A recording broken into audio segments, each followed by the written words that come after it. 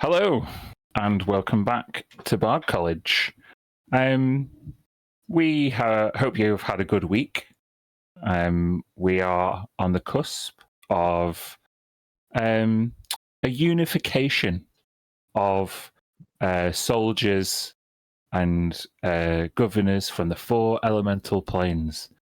The party having met up with the Great Khan on the plane of Earth. They helped facilitate a business deal between them and their erstwhile former frenemy, now ally, Vida, and her vizier, her father, this ignoble flame. They struck up a deal by which the Great Khan sent away Kamoon with Giselle to the plane of air in order to gain their allegiance for the coming threat. While Giselle and Kamoon did that, Tisha and the rest of the Star Seekers, still with Joxy and Nain, despite them being very quiet in the last session, went to Sargrangela. Sargrangela was a much-needed time for rest in the relative safety of this inner plane, where Mia reconvened with her mother, having been granted the awareness of the kind of cloudy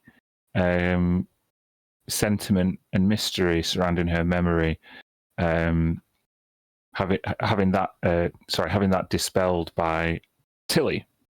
They were able to get reacquainted, and having taken account of all of Mia's achievements as a Star Seeker, Zima, the Grand Czaress, decided to come clean that she was never Mia's mother, and by virtue of a wish spell placing his daughter under protection of Sargrangela, she was changed from a half-elf into a water genasi. Freddie got a bit drunk, went to his own room. Tisha retired early, having had a little pep talk from Red. Did we end on a long rest or no? We did end. So I guess we would wake up the next morning in Sargrangela. Lucy, I'm going to start with you. Oh.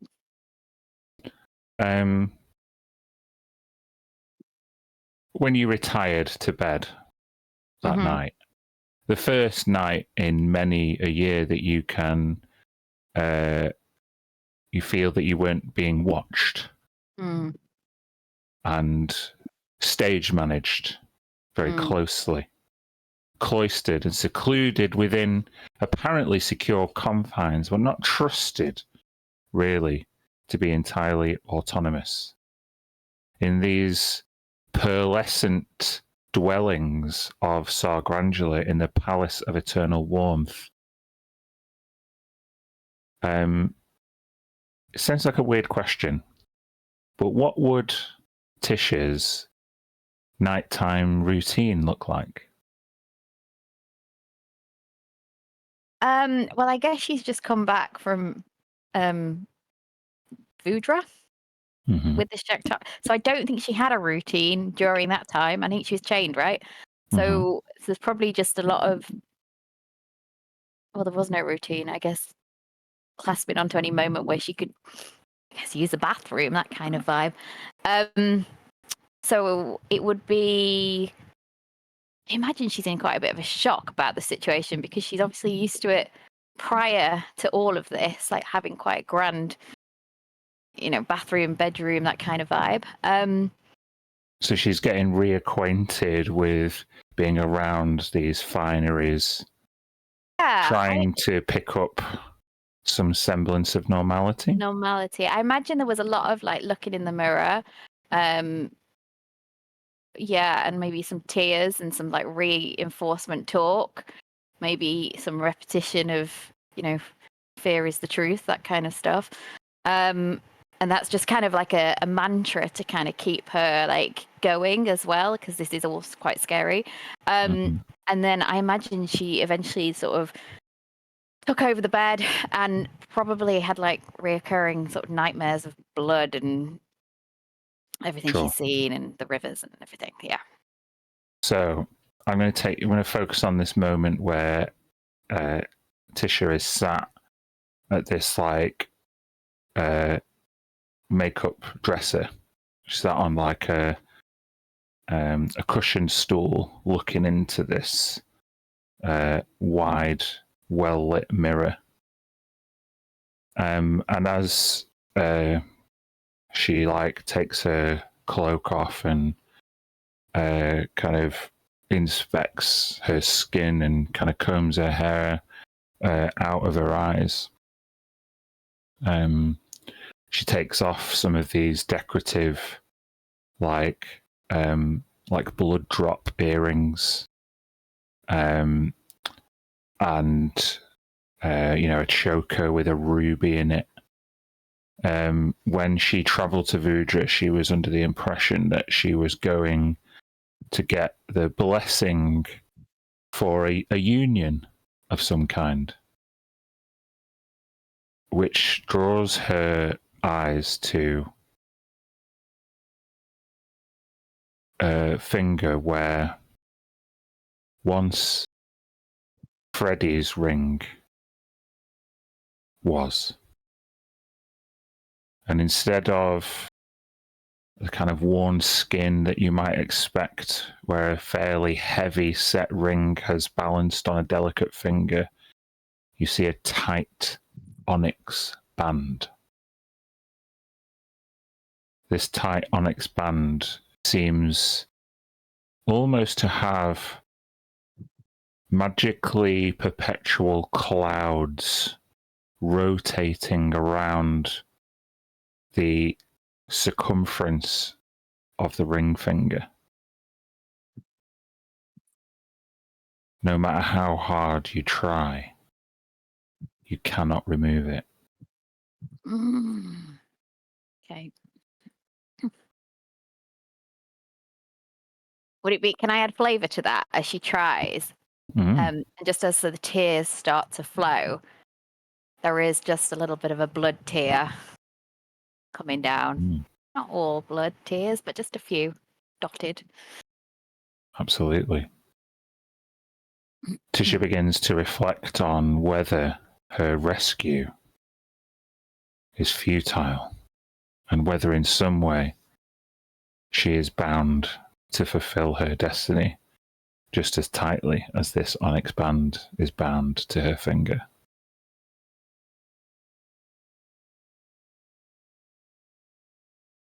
And she goes and has a uncomfortable night's sleep. What does she dream about if her focus was on the ring and the absence of the ring she chose and the replacement with one that she presumably did not? I think it would be a medley of like memories from the past. So maybe even getting married to Freddie on the boat, the original ring, mixed with the Shakhtari, mixed with the training from my grandparents. Like a full on like what the fuck is going on life. Then if you'll allow me, we will, in your dream, in Tisha's dream, we will go back to that night on the Lady of the Waves, which was anchored a few 100 meters out to sea from the volcanic mountain of Clawfinger, having just seen it erupt. The sky burns with pyroclastic thunderclouds as Tisha holds Freddy's hands, and this ceremony, presided over by Mia, begins to replay in your head the same way it has done many nights since. But there's something different. No. Freddy begins his speech. You'll remember how thoroughly unprepared it was, and how emotional and even desperate it was. But in this dream, Freddy can't get the words out. You can see what he wants to say. You've heard him say it a million times. And in some kind of lucid awareness, you encourage him. No, you can do it. This is where you say, da da da da. And it's like he's got a frog stuck in his throat. Oh. Oh no. Oh no. Not a real frog. Not but a different kind of reptile or amphibian. As Freddy begins to speak, the serpent comes out of his mouth and drops to the floor. Freddy goes to pick it up as if he just dropped something important, and more snakes fall out of his cloak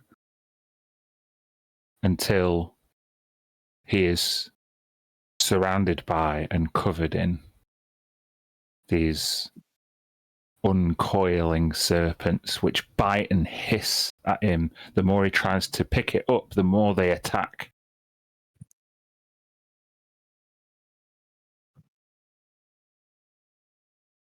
You call out to him, try to reassure him. And as you reach out, he looks up and his face has changed to that of a Yuan Ti. Serpent-like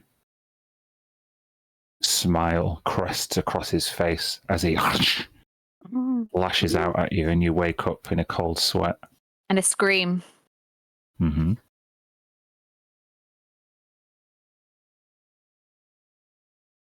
How do the rest of you sleep?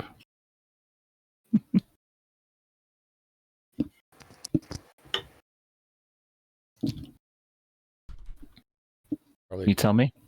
Quite well now that we've gotten back to a palace. Mm-hmm. Probably a big relief from the dank caverns.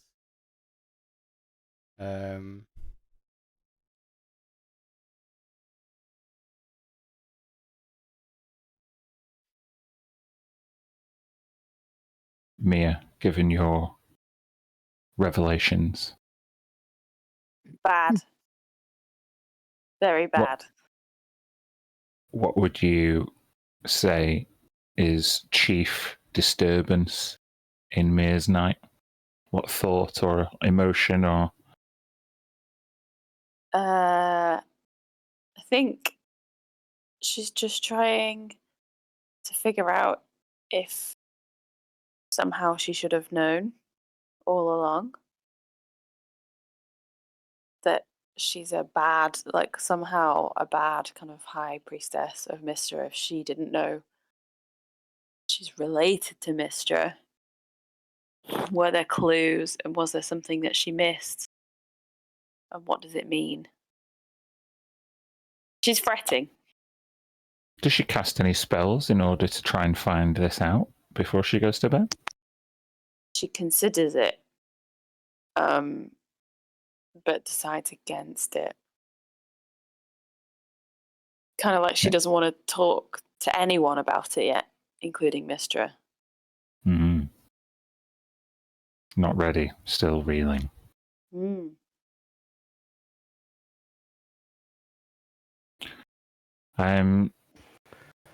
I think for Tilly, she goes to bed, and to echo my excited chatting. She can't sleep. She tosses and turning, thinking about what is happening next. She feels that things might come to a blow, an end. So this excitement, she thinks, where should we go? What should we do? Should we talk to this person? Should we talk to that person? And I think she tosses and turns until it's like sort of midnight, and maybe something clues her in. Maybe it's internal clock. Maybe it's just a general feeling of dread. And she'll sit up on the bed, light the candle, and take her purse from what Giselle gave her, and then start singing to herself, tra la la la, and starts counting off 999 coins in a neat pile in the middle of the bed until that's all counted, and then she counts it again to make sure it's exactly 999.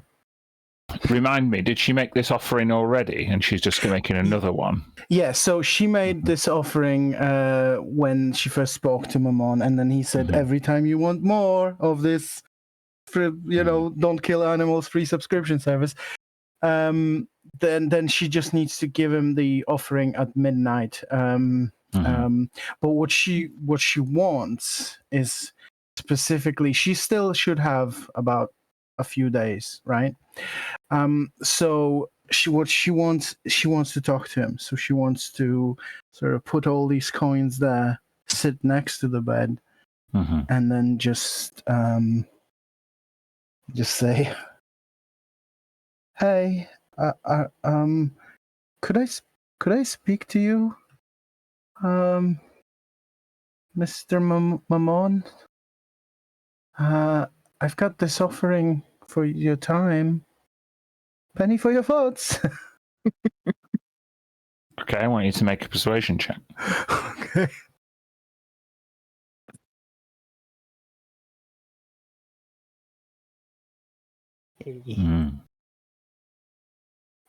You will remember that the offering needs to be made with on top of the open book of the accounting and valuation. That's right. Things. Yeah. Sorry. Yeah. She obviously she does that. As you place the last coin down, and you say, "Penny for your thoughts," whether it's in your mind or in reality, you're not sure. But as soon as the last coin goes down, you can no longer feel the palace of eternal warmth around you. A kind of like humid, tropical kind of heat, which feels fresh and salty. You feel an intense burning, one that you might feel if you were stood at a forge pouring out molten iron.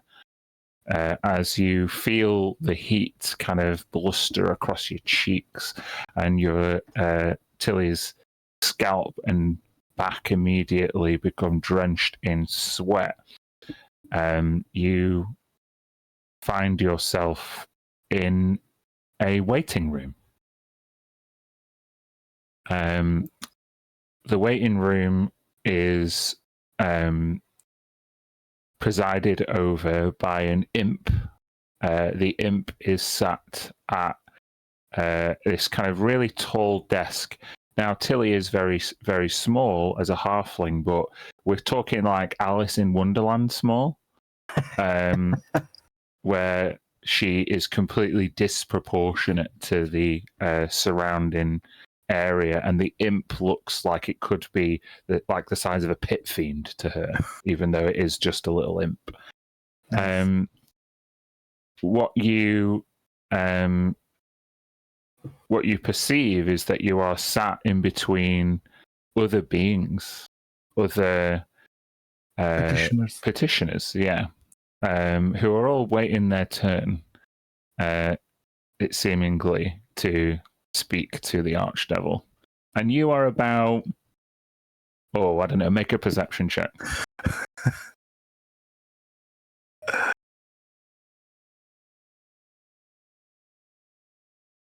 14. It's hard to tell. Are you going to be up soon? There's no ticketing system. You just feel. You kind of look around and you can see these like huge devils, tusked, infernal fiends, flanked by kind of partially draconic Abishai. And you would definitely feel very much out of place, but nobody seems to notice your arrival, as you are so small. Okay. All the other sort of creatures and petitioners in the line, are they sort of small like me, or no? Okay. I am going to try to use this side, the height, and between their legs, I want to get to the front of the queue. Okay. I'll give you a stealth check at advantage. Okay. Come on. Okay. With a 22, you kind of like float down from this sitting position on like a kind of like cold iron bench, and you walk up the line of people all sat like they would be waiting at a doctor's surgery or something like that, and you go up to this impossibly great doorway, this raw iron door with like twisted and barbed fascinations around the archway, a kind of grotesque gargoyle doorknob that as you sneak past or sneak to the front of your queue, you're sure it perceives you. Okay. There is a golden rope in front of the door, which is adjacent to the desk. And even with a 22 stealth, this imp, its claws kind of like prise over the front of the desk, and this imp leans over. What do you think you're doing? Hi, I'm Tilly, your lord, Mammon, Lord Mammon, asked me to come and see him right away, and here I am. I didn't want to insult him by waiting in line. If Mammon wished to see you immediately, then he would be looking at you right now. I'm just so small, maybe he's so great. He's his greatness behind him. He probably just missed me, that's all. You need not furnish me with such elaborate excuses. You tried to get to the front of my queue, Keeper.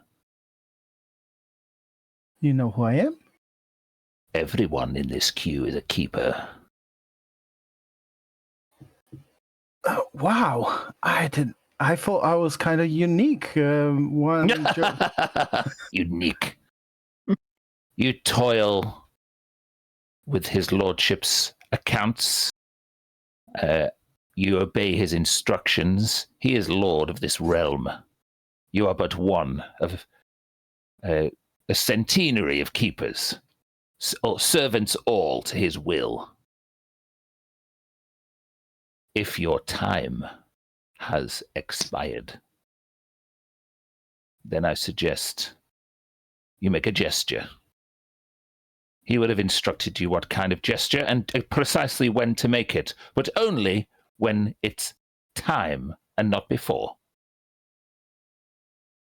That's true, and I appreciate that. I really wanted to talk to him. You see, he is in great danger, and all of you are.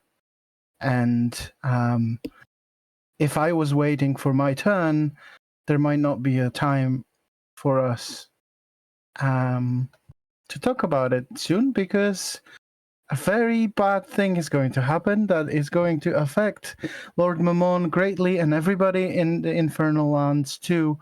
Oh, I'm So sorry. I didn't realize you were reporting directly from the front lines of the Blood War. Have demons broken through and racing down each layer of the Nine Hells to usurp the order which we so revel in imminently? Nope. However, it is also linked to the Blood War, and the things that will happen are likely going to tip the scales towards the demon side. You don't believe me? Fine. I'm just going to make a note, and if Mammon sees that next week and you get in trouble, please don't blame me, okay? Make a. I'm going to ask you to make an intimidation check. Okay. I'm going to go for that inspiration that you gave me last time, because I got +1. Boom. Yeah. All right. An intimidating 2-inch to Tilly.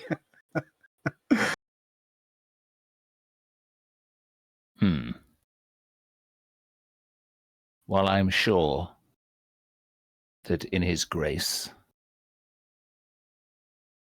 Mammon gave you accurate and explicit instructions, I am permitted to escalate matters of particular importance to the front of the queue.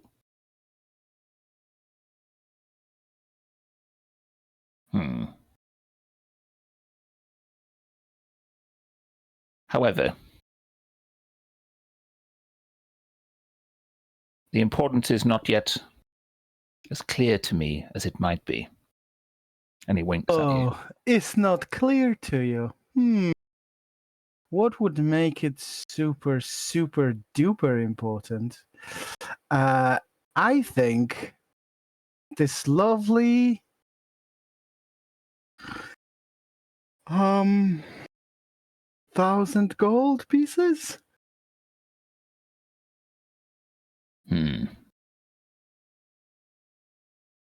Come here. And he, as he beckons you, you begin to float, and you are now stood on the desk. Okay. He starts writing on a piece of parchment.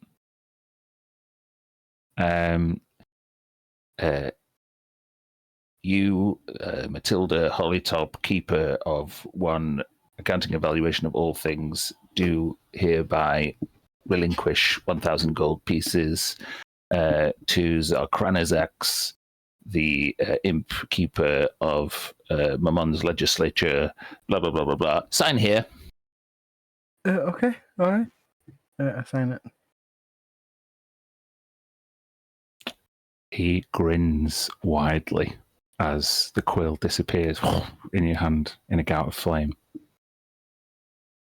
Wait, what did I just sign? Oh no! You screwed yourself if it's a soul because I don't own it. He takes the piece of parchment and waves it, and it unfurls into a really long document. Damn it! Not Very again. well. What is it? What did you make me sign? I just want to bribe you. I just want to bribe you. Do you want this money or not? He says, as agreed, 1,000 gold pieces will grant you entry into his lordship's office. Okay. So hold on a second. It's going to take me a while to count it. All right. 1, 2, 3. he casts haste on you. Okay, fine. Screw it. There's nothing bad's gonna happen. It's fine. I already lost my soul. I'm just thinking to myself as I'm counting, like, Giselle, thank you for the money. Once you count out the last gold piece, the like gargoyle door knocker kind of opens its mouth, and the door swings open. you are restored to normal size, and the queue behind you disappears. The door is open, but now it stands alone on a rocky cliff. As you've just passed through it, and the rocky cliff overlooks a putrid swamp. Nice. This rocky precipice is being presided over by Mammon, who has his back to you as he extends his left hand and curls his finger towards himself, beckoning you forward. Yeah. I'll approach and stand sort of close by, waiting for him to say something.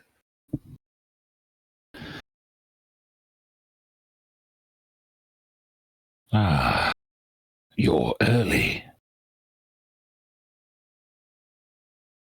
I am, my lord. I wish to have words with you.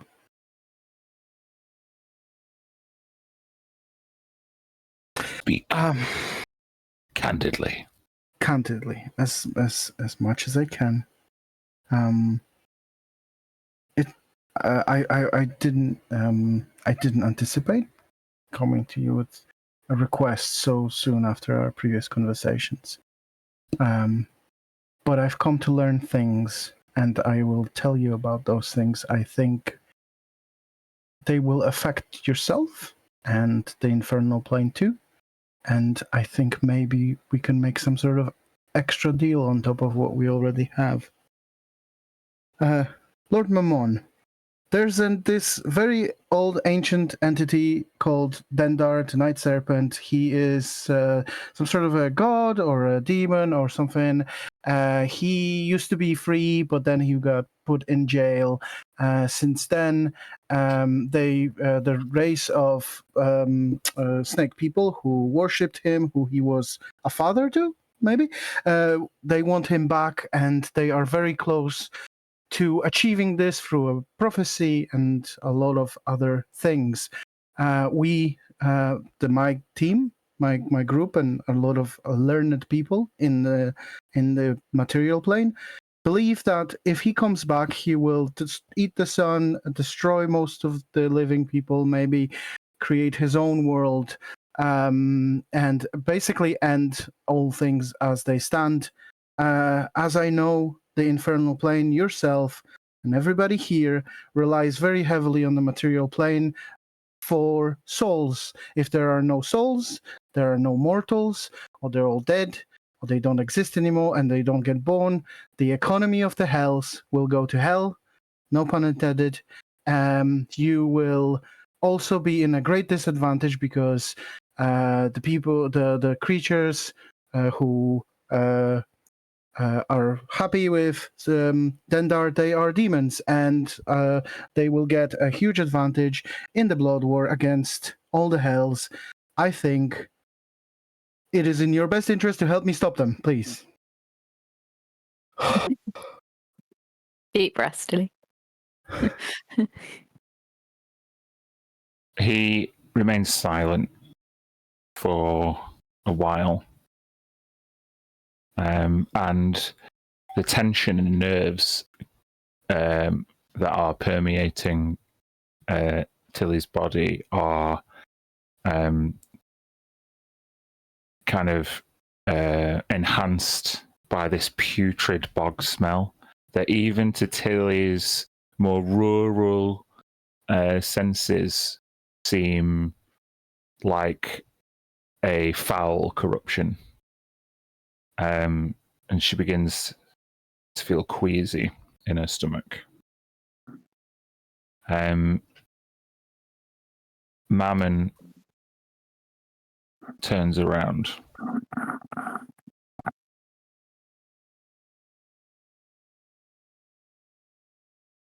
We faced a threat like this. Oh. Perfect timing. A giant cat jumps up. Yes. Giant cat kills Mammon. We faced a threat like this in the early days.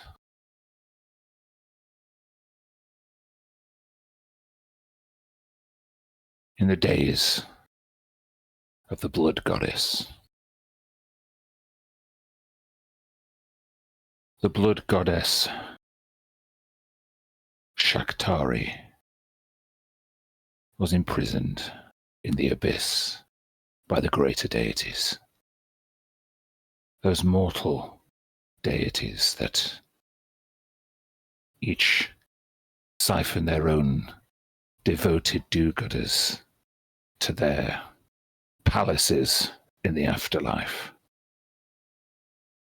while the people willing to get their hands dirty and live a truly honest life get a second chance down here in the hells.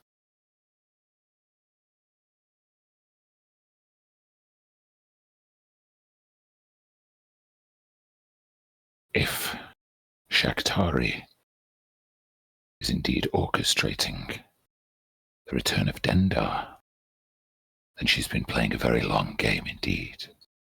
She is totally 100% involved in this, and also she is currently sending demons inside the material plane. Oh my, I'm so sorry. This is so pungent. Currently there are demons going into the material plane, which surely has to violate some sort of a non-proliferation agreement that you have with the thingies. They're pouring in to protect this place in Cerulean Isles called Melanambir, and something will happen there that will have Shaktari free Dendar. And yes, I feel like you already know most of this by yourself. He lets you finish before kind of looking dour, and he says, "We devils do not generally wage our wars on the material plane. We merely encourage down payments. We filter in our finances from the material plane with the willing signatures of contracts like the one you just signed. It seems as though, without a soul to bargain with, you have agreed that my imp can accompany you on a mission which might grant him a promotion." Is that what I agree? What do you mean accompany? Like just like tag along? If you can provide evidence via my liaison that demons are indeed waging war on the material plane, then I might be able to make a case to the man downstairs to intervene. That sounds great. I think it's a thank you. I think that's all I could ask for. I was willing to see if when the time comes, if, hopefully with the agreement you'll be able to send some help when like the material. I'm afraid in this most lawful of planes that the intervention on the material plane is far beyond my pay grade. The last time it happened, a young upstart named Kalixeros was reduced to a slithering ooze on the boot of a soldier in Avernus. I heard something about that, yeah. I will not be reduced to the same fate. We must do things. And he looks down at your big tome. By the book. Okay, of course. Of Of course, whatever you can do. Take my imp with you. He will remain quite invisible unless you wish to speak with him, or unless he wishes to make himself known, which is quite unlikely. You never know. He might meet some of my friends and become friends with them. Yes. I doubt it. Thank you. Thank you for bringing this to my attention. I'll see you in 3 days. That is right. Okay. How do I... Is there like an elevator or... how do I get back? He takes this long, scaly finger with an extended claw, and he pokes your eye out. Oh, As soon as you fantastic. shut both your eyes, you open them again, and you are in bed. I look around to check for... what's his... What was his name again? I gotta write it down this time. Yeah, I added a few syllables, impromptu, totally impromptu, so I need to actually decide Watch it what it's back. called. Yeah. So yeah, you look around. You see nothing. Mr. Imp, you here? What, are you there? Hello? Kind of- Make a perception check. Disadvantage. Okay. Still 18. With an 18, you can see on your dresser just very faint bits of steam and condensation beginning to form droplets on the mirror. Oh, okay. Okay. I see you. You think I don't, but I know you're there. And I made a deal, and I am going to honor it. But we have to talk about some boundaries, because this is my room. And, you know, I don't want you here when I'm, like, undressing and, like, going to sleep. In a gout of flame as the invisibility is dispelled. Listen, you. You're my step to a promotion. Do you know what it's like having to oversee a queue of people waiting extremely patiently for 1,000 years? It's boring. I bet. I bet. So, if you and I can bring evidence of demon activity on the material plane to Mammon, then perhaps I'll be able to ascend. Okay. That's great. If you Parthazanasax is my name. okay, you write it down for me. You know, you sign your name on this piece of paper. You're not gonna do that, are you?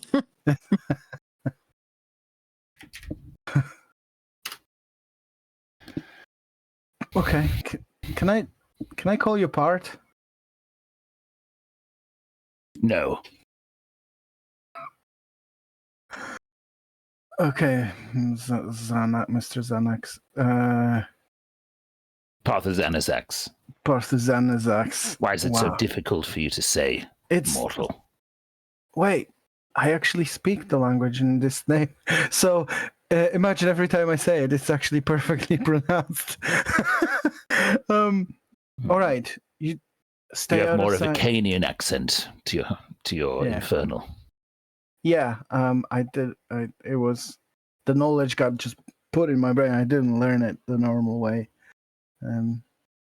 Anyway, long story. Not my soul. You probably know some of that. Anyway, But anyway, why are we on the don't- plane of water? oh It's damp here. yeah. I don't like it.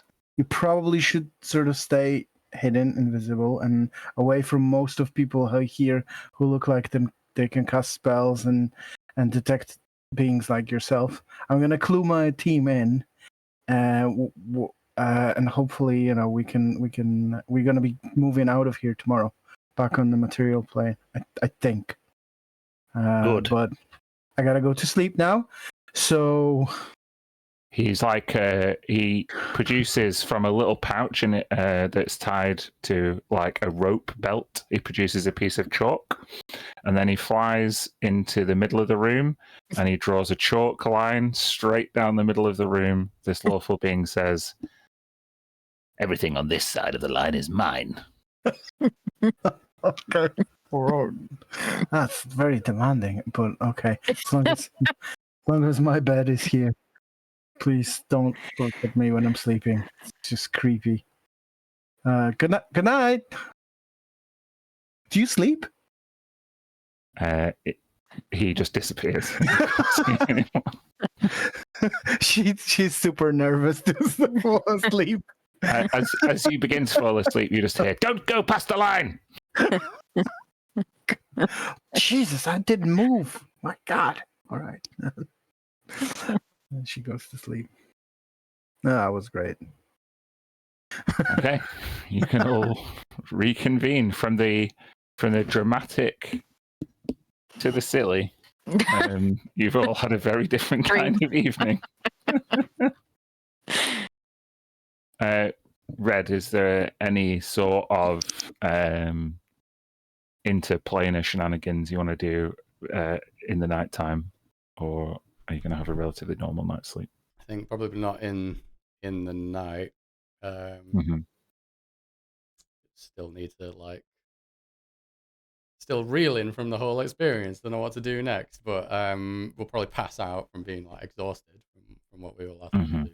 But when we wake up, is it light naturally? Is it dark in the room? The passage of time in the plane of water, it's nothing really changes. You would probably be awoken by a version of room service where you're given a robe, the current edition of the paper, and a menu. Yeah, just sort of not even looking at the menu, just pointing at something to have, but would take an interest in the newspaper. Focuses on that and has a browse through. Yeah. Where has it gone now? The newspaper is the Aqueous Ancillary, showing you the watery way. And this morning's edition is heralding the return of Nemerinalo, Van Benthos to Honeshad. Basically, the royal correspondent is speculating as to the reason for Mia's return, placing some kind of rumoured connection between her and the youngest of the royal house, Fen. Fen had been missing for some time, but it's impossible for the journalist to draw a concrete link between the two returning young courtiers. In other news, the underwater lacrosse team from Sargrangula is due for a big game in the City of 1,000 Pearls tomorrow. It's a bit of a derby, and there's lots of speculation about the current manager of the team of the City of 1,000 Pearls. People say that he's overpaid and tactically unprepared. Awesome. So, kind of all is normal here, right? Very kind of consistent, stable, kind of. You might remember when last anyone in the party read or had reason to read the Aqueous Ancillary. Red wouldn't remember this, but it's the players. On the very back of the paper behind underneath the sport is how you would get the weather on the back of the paper, but the weather is really not a measurement of precipitation or temperature on the plane of water, which is fairly stable in this area all the time. It's actually a measurement of how the currents affect the passage of time. So a stronger current equals a quicker passage of time. A medium current is roughly equivalent to the material plane, and a slower current obviously means that less time has passed. Is so there any if such you were, indication on this one? Like, let's find out, forecast? shall we? Roll me a d6. Yeah. One and a 2 is a slower current. 3 and a 4 is an equivalent, and a 5 and a 6 is a faster current. Great. Yeah. Normal. So you can be pretty confident that the time you've spent here is passed at the same rate on the material plane. Yeah, I didn't want to spend another 12 months here. Yeah, it's good. It's That like would a have been quick unlikely. relief, like, oh, at least, yeah, we're not in another rush through time. Mm-hmm. So do you all reconvene at breakfast? Cool. You can have a think about what to say to each other after the break. All right. Cool. All All right. See you Thanks, guys. soon. Thank you.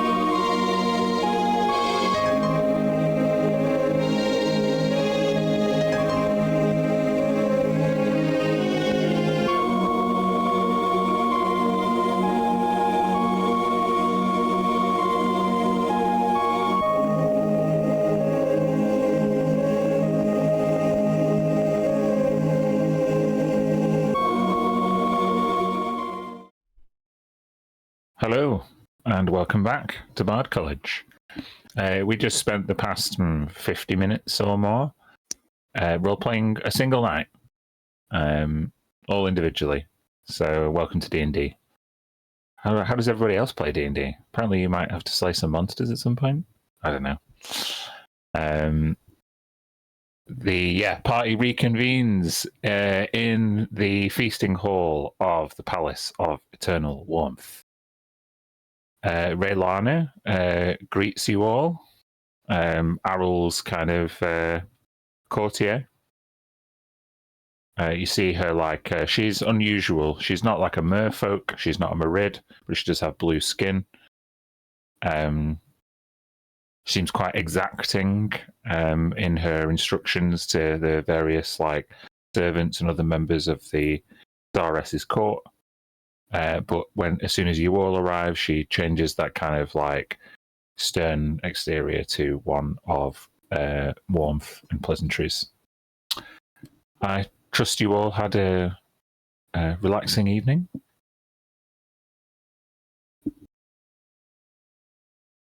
Please do let us know if there's anything else we can do to make you stay more comfortable. Thank you. I think we probably will go this morning, Well, that's a shame, but obviously the Sares and his lordship say that there are tense matters afoot, meetings being rescheduled.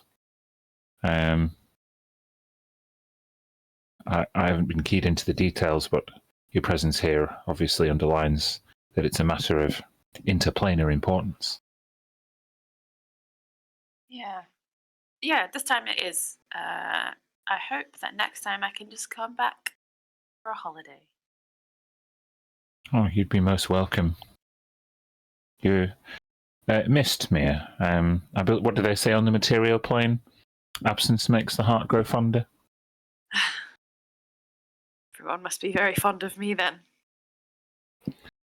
Well, it's also expected that some people are just destined to travel the distant currents and sail the most distant seas, and I'm pleased that you're able to come back to us and share tales of your accomplishments. Long may it continue. What are they saying about me in the papers? Oh, just the usual speculation. I wouldn't pay it any attention. We try not to generate too much gossip here in Sargrange, as you know. Zima has gone on the offensive to various press organizations in the past, trying to stoke up tensions between the different palaces. Obviously, the Rift used to be quite a source of tension, especially when we used to get the occasional Ifriti visitor, but that's not been happening for a few decades now.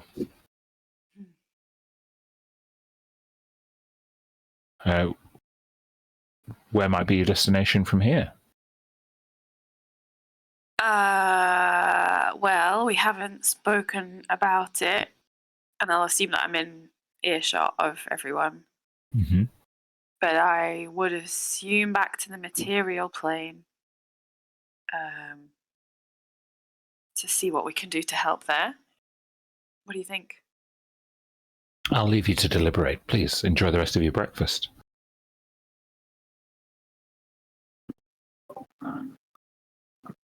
Zima's going to help me. She's going to help talk to the even bigger powers that be in the water plane about joining forces with the other elements. That's good. That's good. Yeah. You seem a bit distracted this morning? You okay, Mir? Yeah. I'm fine. I just didn't sleep very well. Oh, yeah. Oh, yeah, me too. I look around at like Tisha and Red, and it's like we That's all like kind great. of look like, oh, yeah. I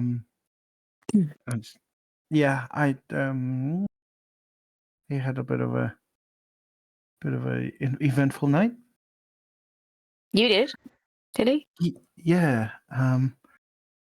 Just something weird happened. I don't really want to talk here, but I mean, I know it's probably safe, but I Safer also need than to. most places. I also, yeah, so probably.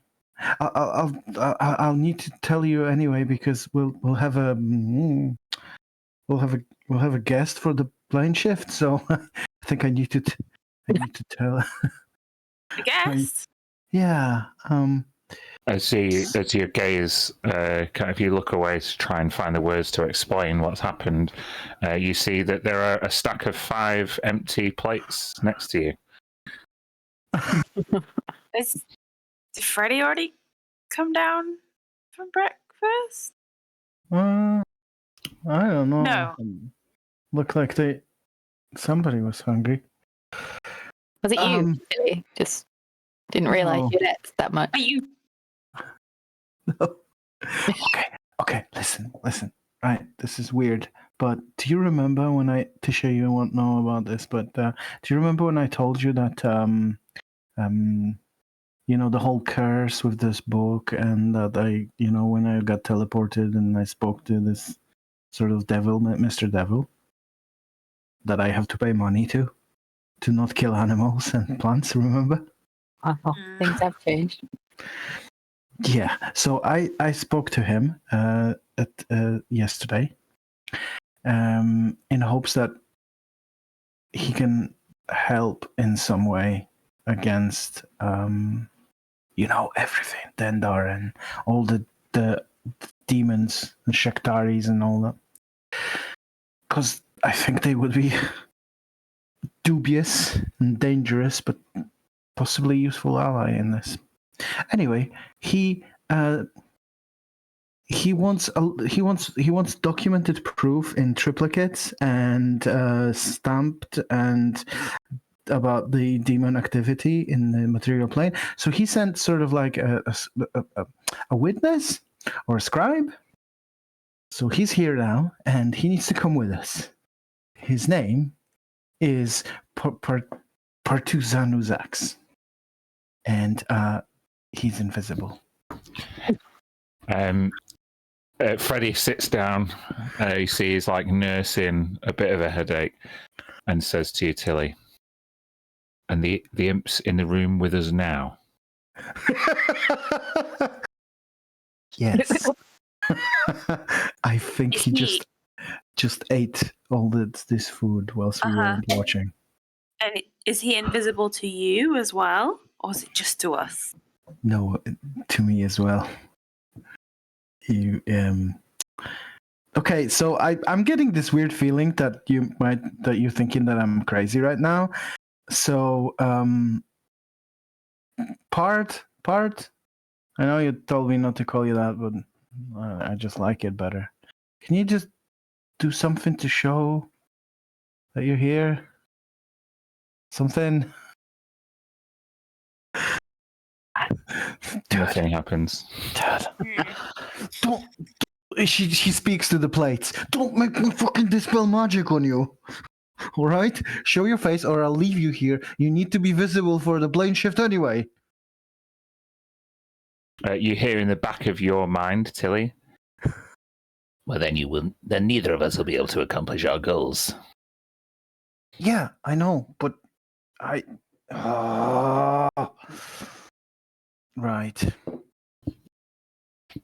Anyway, what were we talking about? Where are we going next?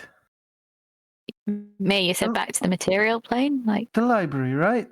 Is that what? Right? I think so.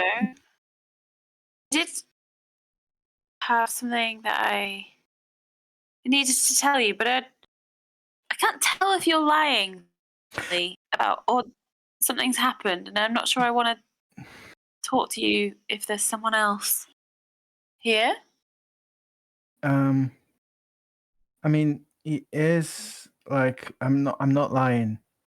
I have companion him, and he's here, and he's gonna be listening to stuff but he's not really interested in majority. All he's interested in is to prove that the demons are in breach of some agreement or whatever, and they're messing with the material plane. And then he's gonna go back and report to the Archdevil, and he's gonna get a promotion to become an lance imp or something. I don't know how it works there, but like that's all he's interested in.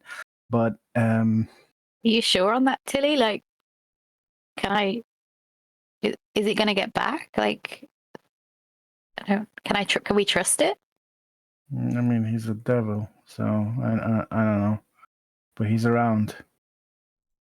So, as far as I understand, and that's all he's interested in. Freddy's like rubbing his temples, almost refusing to like consider. Look, I went. Look, I went and asked for help, and they just gave me this witness. All right, so if you wanna, so we need to get out of here, okay? And then maybe we can do other stuff, like I can then, when we're not being watched by every water elemental here in this place, when we're somewhere secluded, I can talk to him and ask him to leave us alone for a bit. I think we just need to get out of here. Do you need to tell us now before we go, or? Nope. No, I don't. Okay.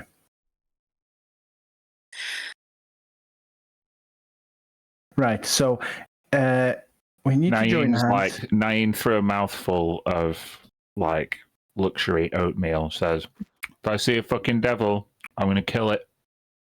That's fair. Well, no. Okay, you better stay invisible. But for plane shift, we need to join hands. So you freaking. That's. To be clear, is it only going to follow you, or will it go wherever it pleases? Is it bound to you in some way? It's unclear. I don't know. You just Tilly, have you came. got any idea how stupid this is? You really need to learn how to read terms and conditions, Tilly. Just so many. Yeah, instances. I am not. I am that. That's kind of historically been my downfall. It seems. Do we need to go and do whatever this devil wants immediately, so it leaves, gives us our privacy back? He wants the detail. He wants a proof that there's demons on material plane. So I think where we go in, it's going to be Sarut and Shaktari, right? We find one, expose them. He takes his proof and then buggers off, I think.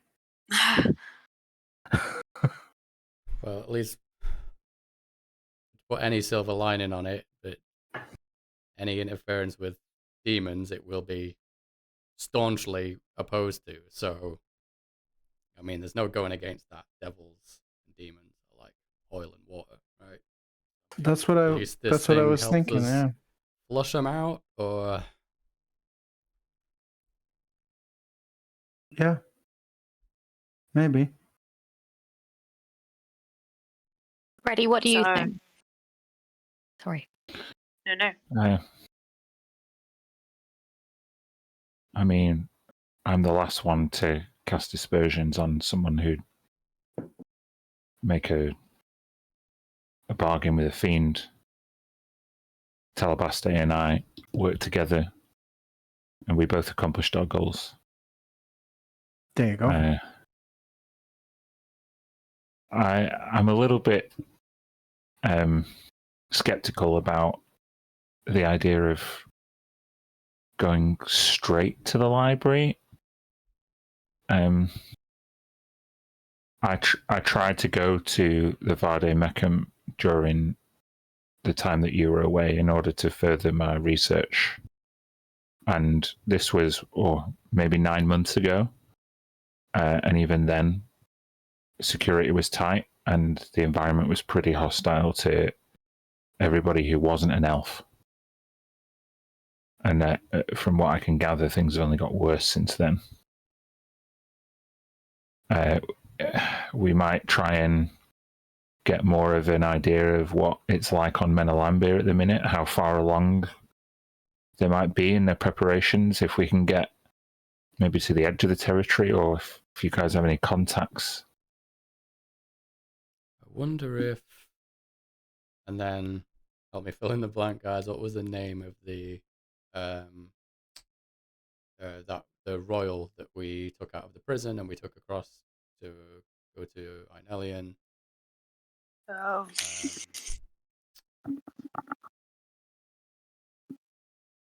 Yeah. Anazi. Anazi, yeah, that's right. Yeah. Well, I guess DM question, like just out of context in the game, like do we think that she would still be able to get there or have contacts that could get there, or did she make it an impression like her whole bloodline, her whole associates are all like? She gave you the impression that she is a mover and shaker in the upper classes of Menelambir. She is suspicious of some of the noble houses for being rather exclusionary, and has probably heard some disparaging rumours. I'm not sure how it would go. That she certainly didn't say it went as far as some kind of blood magic conspiracy, whatever. But you didn't deliver her to Felidrandur with the intention of imprisoning her, and she promised you payment in return, and you sent her to Quenya Nelde, which is on the very southern tip of the Green Peninsula. So, with Freddie's question, that kind of connection would seem to be to fit, or be a bit more kind of cautious than going somewhere where you don't really have any allies or any direct way of getting there. Yeah, so I wonder if she has any contacts, anyone that she can use to, quietly infiltrate or find out more information while remaining non-suspect, like a companion that she had with her, whose name I've also forgotten, the diplomat. The advisor. Yeah.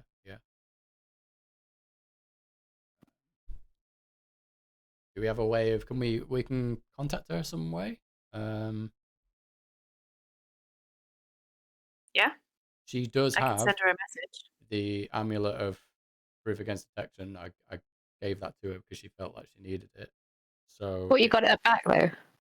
Yeah, I think you took it back, didn't you?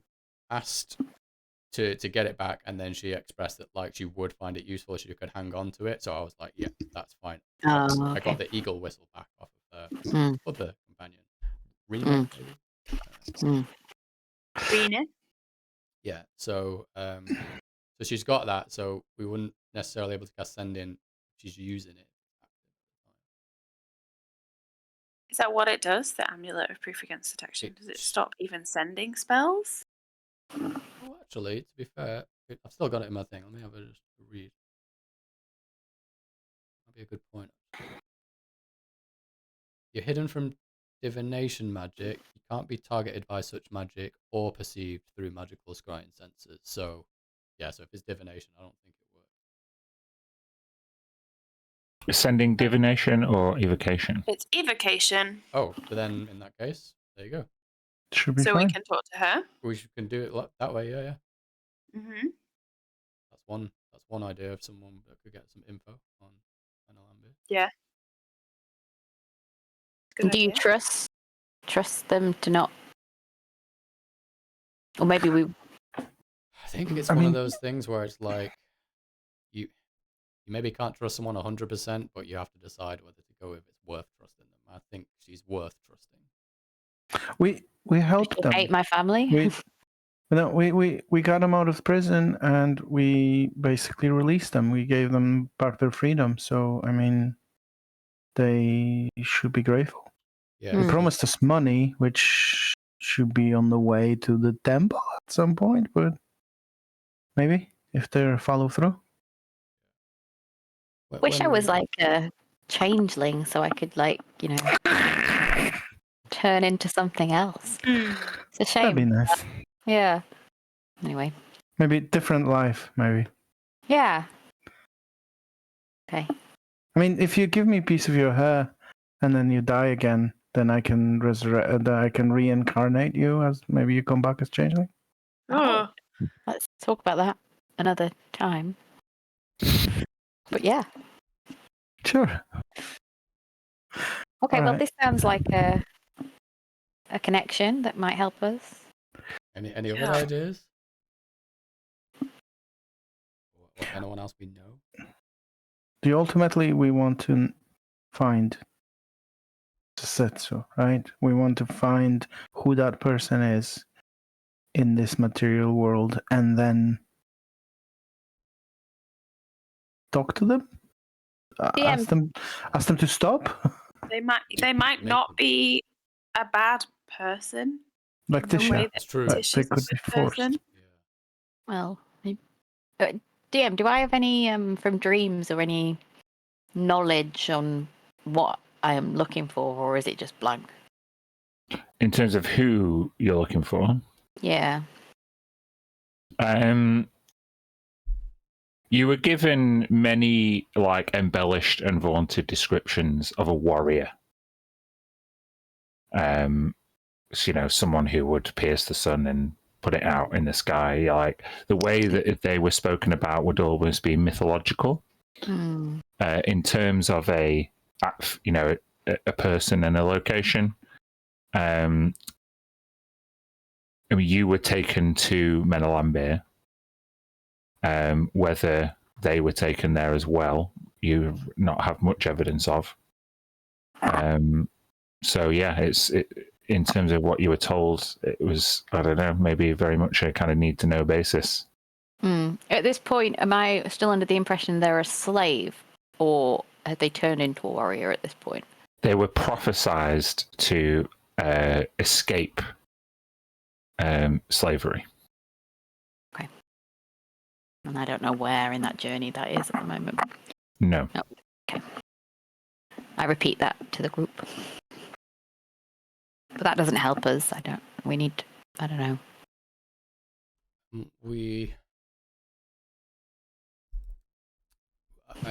Do we know sort of like where events have gone up to against the prophecy? Like,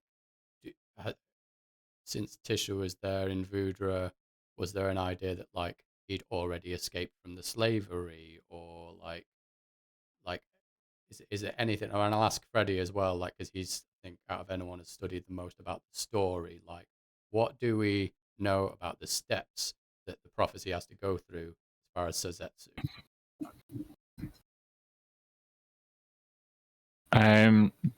Freddie says,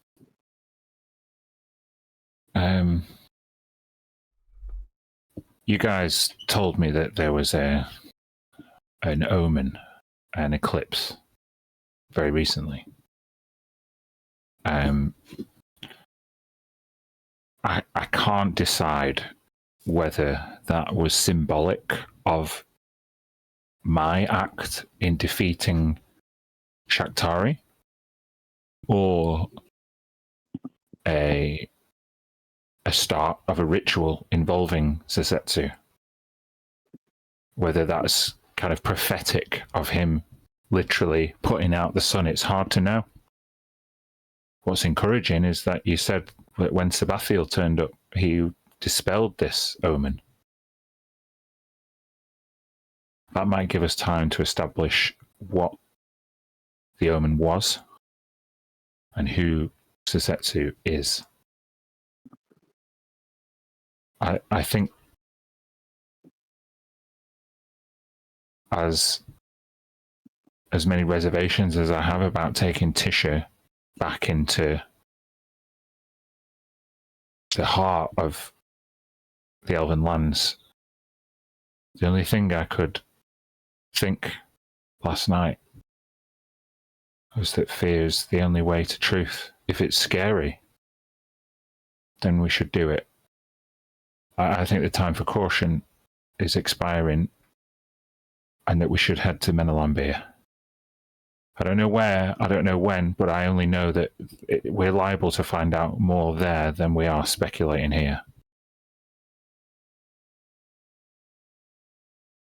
Do you mean actually to the Twin Cities or any location?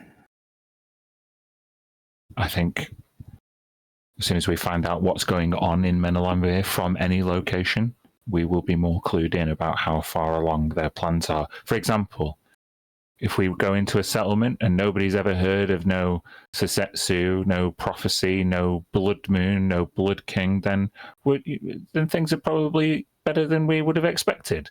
However, if we turn up to Menelambir and the place is crawling with demonic maroliths, then we know that things are a bit more urgent. We can always facilitate an escape. Yeah, my friends, I guess. You know, we need to be brave here. Because we don't know at what stage this is. So we send a message, we decide where to go. Now, the other thing I was thinking is, as we go after Susetsu and jump into the fray, if you will, I was thinking we should also just warn as many of our friends as we can. And I had an idea that maybe we could send... I mean, I don't know, Freddie, you seem adamant to just come with Tisha, so that's fine. Obviously, it's your choice. But we have Nain and Joxy as well, and they've seen so much, and they know so much of what we know as well. We send you in some strategic locations, maybe you could spread the word for us. See what the people of the Cerulea And say what? will say. We don't know what the situation is. I guess a general warning about the about what's coming. Warning everything you've seen about the Elven Kingdom, about blockades and trade embargoes and militarization of the Green Peninsula. Things are bad in Menelambir, but we don't know how bad and we don't have any evidence. It does sound, it obviously does sound far-fetched when you mention this, but the people you would be saying this, you'd be saying it comes from the Star Seekers. Those people like the Zerjets, those people... Freddie's not going anywhere right now, Tilly. Okay, yeah. Right, Freddie? Are you okay? He, puts a hand, on your hand and says, I'm not going anywhere. That's good. I don't know. I would say, if you want to follow us, Nain and Joxy, that's fine. We can probably drop you off or send you to wherever you want to go. Joxy says, I need to get back to the Infinite Library.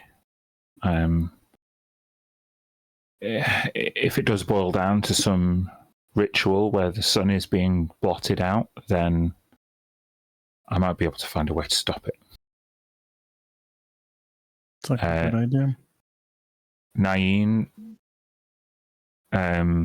you can see wavering between a few different options. And she addresses Tisha directly.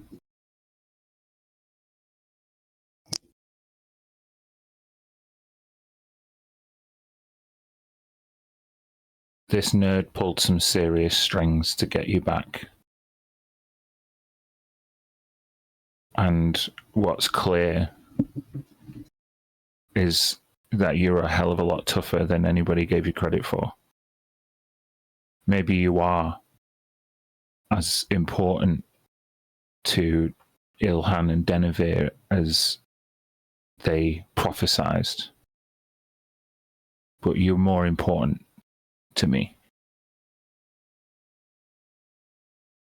Therefore, I'm going to trust you. Wherever you want to send me. And whoever you want me to deal with, then I'll go and do it. However you think I could best serve this whole effort to undo all of this horrible shit that's been happening to us for most of our lives, I'll do it. You can't go for the grandparents, can you? I sure would fucking like to. That was half joke. I would never even want you close to them.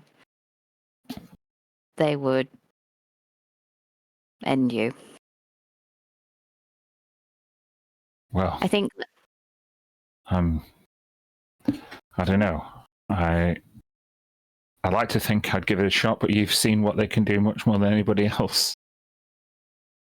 I know you'd give it a good shot.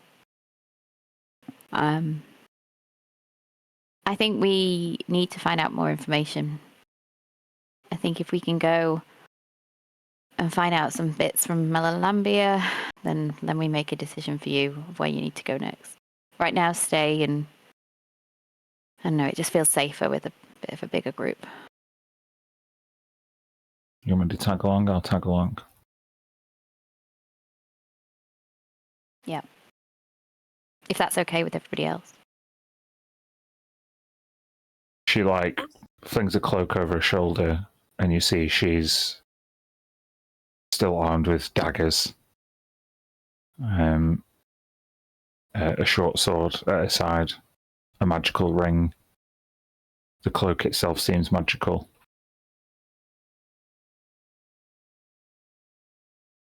Kind of always wanted to see Menelambir. Inelian is so far away. It always seems so pretty in the stories that Mum and Dad would tell us. I hope that it's not been ruined by some fucking demonic snake people. Don't hold your breath on that one. Naeem, can you remind me, so your grandparents, were they initially wanted to use you in this prophecy and then it wound up being Tisha? Did I get this back to front, or? Let's just say that as soon as I started reading all of this kind of speculation about elven bloodlines and dynasties and kind of inheritance, it wasn't so much that it was about this Ilhan and Denevere, Sesetsu and Nosy, but I just didn't like the whole elven nobility thing, and I got out as soon as I could. Thankfully, they never fed me as much bullshit as they did to Tisha. Made yourself too much of a handful, am I right? That's right. That's fistful. Nonetheless, do worry that I just got to thinking, I wonder if they're looking for like a new bride, Maybe keep our eyes and ears open, and anything fits that bill, then that could be a trail to Zazetsu. Could be clues. I mean, I also worry that, and not that you're not capable of shaking any tail, but, people might be after you. You could be, if they've lost Tisha, you could be their backup plan. I get that. Freddy? He pipes up. Well, I had already considered this. But you guys remember, right? When we destroyed the halls of the Blood King, there was a Tisha there. They might not even need our Tisha. They might just need any Tisha.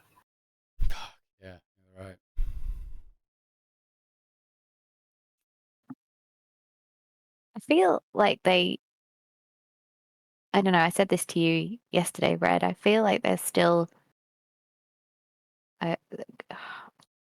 I've been with them for what, 2 years over maybe, and I've been learning the ways. I feel like they put a lot of energy. I don't know. I feel like they'd still want me if they could get me. Yeah. You're probably the easiest path for them, and every other path is more challenging. But if they have to, they will. I'm just trying to remember. Sorry, go on. No, I was just going to say that in a way, it's like that is something that's an advantage that we hold, is that, and especially the more we learn about this prophecy and what's supposed to happen, we kind of know what they have to do next, you know? Like, it's vague, but we know now they need a Tisha and they need a Sazetsu. Mm-hmm. So and, we do have things to look out take for. them to the Blood Sea for the bath or something. Well, if they did need Sasetsu's blessing, they can't get it anymore. I killed her. Or at least I poisoned her. And then he starts to doubt himself. Fuck. Shaktari? Yeah. She surely would have survived poison. Reformed. That's what Shaktari is demons the do. Blood Queen, right? Yeah. Freddie, like, you know how you described all this, the journey that I had to take, and it wasn't even related to this. It was before this, and it was all about the prophecy. You haven't thought it's you, have you? Me?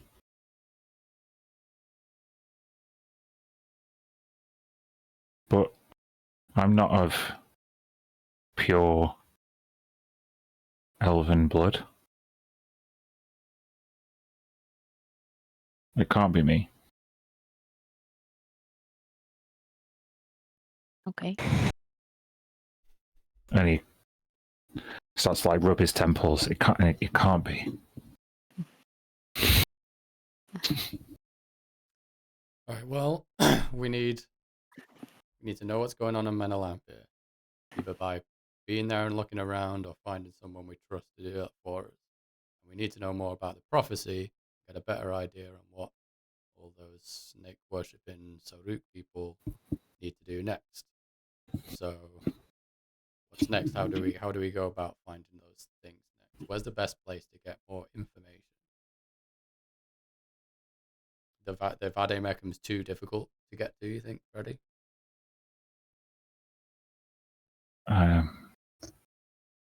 It was hard enough for me using my what little political nous I have as the head of the Silver Spire to gain access. As soon as I dropped Hysis Hololana's name, it seemed to spook a few people. I was given a few excuses, and then basically, thank you, but no thank you. Yeah, that pretty much puts us out. We don't have those kind of contacts. Well, we knew her son, right? From Iron God. Oh, I dropped Galen's name too.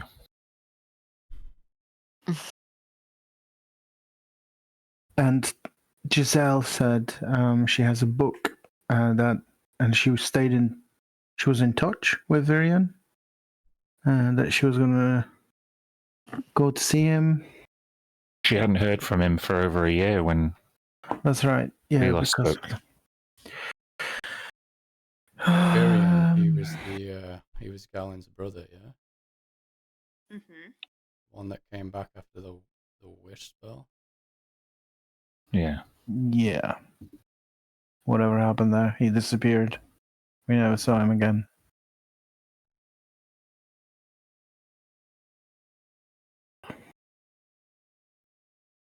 Okay. The wish spell is just such an interesting spell, isn't it? Yeah. Can be used in many different ways. Affect great many different things, it seems like. I don't have that one. Freddie's like, I was tempted, but no.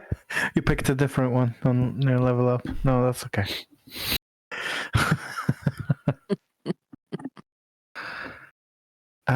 So are we gonna contact Anazi? See if she can tell us something. Though I know your spell is pretty short, so that might. What if we just tell her that we're coming and ask her to tell us? We're where coming. she Tell is? us where to go. Yeah. And or if she knows teleportation circle runes, that'd be even easier. But we need to drop off Joxy at the chained library first, right? She like waves her hand. I can get myself back there. I mean, Thought you might. That's pretty cool. I bet if you walked around this place and found like a library, you could just probably find the secret entrance, couldn't you? I'd rather not go that way. Ah, I have some teleportation runes that I can get back to. cool. Have fun. I hate this place. And also, well, I hope it's not like you're gonna disappear for 12 months, because that's what happened to us. So, Oh, the chained library is not the infinite library. I am thinking of a different thing. That's right. Yeah. Don't go there. That would be yeah. Oh no, I think that's one of the reasons I got hired in the first place. Is a few of their scribes had wandered into the infinite library and they still weren't back. So that's when an opening came up. I literally just answered a job posting in a tavern in Crystal Spear, and I got lucky, I guess. Wanted. Do you like books and do you like chains? If the answer is yes to both, please come see us. Win-win. Win-win. Awesome. All right. Okay. So, yeah, I guess we got a plan. We could send her a message, see what she says, and then go somewhere where she tells us to.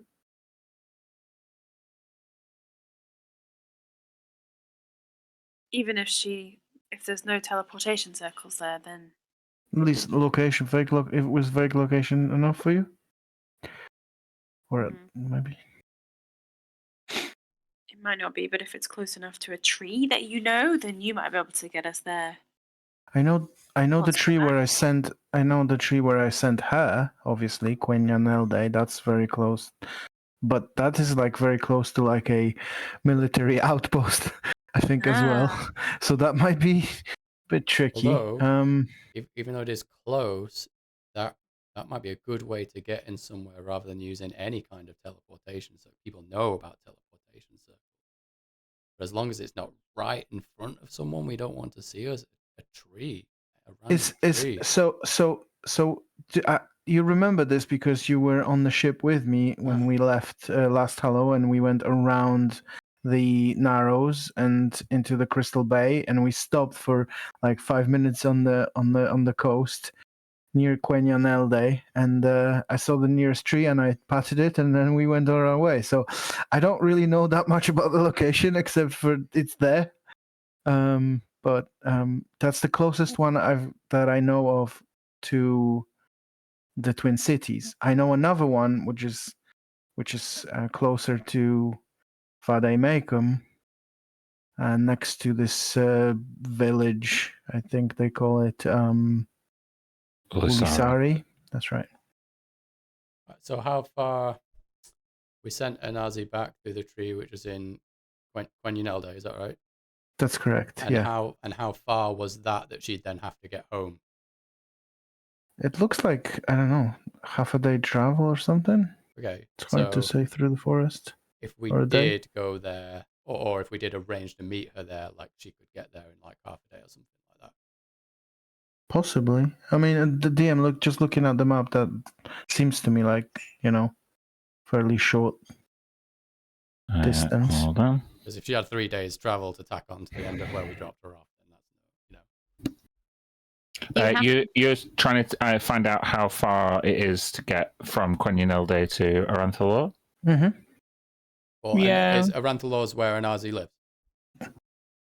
I don't think she actually told you, but Aranthalor would be the political centre. And I think we made that assumption, but yeah, she didn't say that. But yeah, it's about a day's travel, maybe 3/4 of a day. It's because it's through the forest that it would take a bit more time. But yeah, a day's travel to Aranthalor from Quenionelda. So theoretically, if we did use that way of getting there, then Anazi could meet us within a day, we think. Is that fair to say? It's a fair assumption. If she does live in Aranthalor, so that's one kind of option. That's one thing to ask, yeah. Should we just send her a message? Yeah. See what she says. What do you want to know?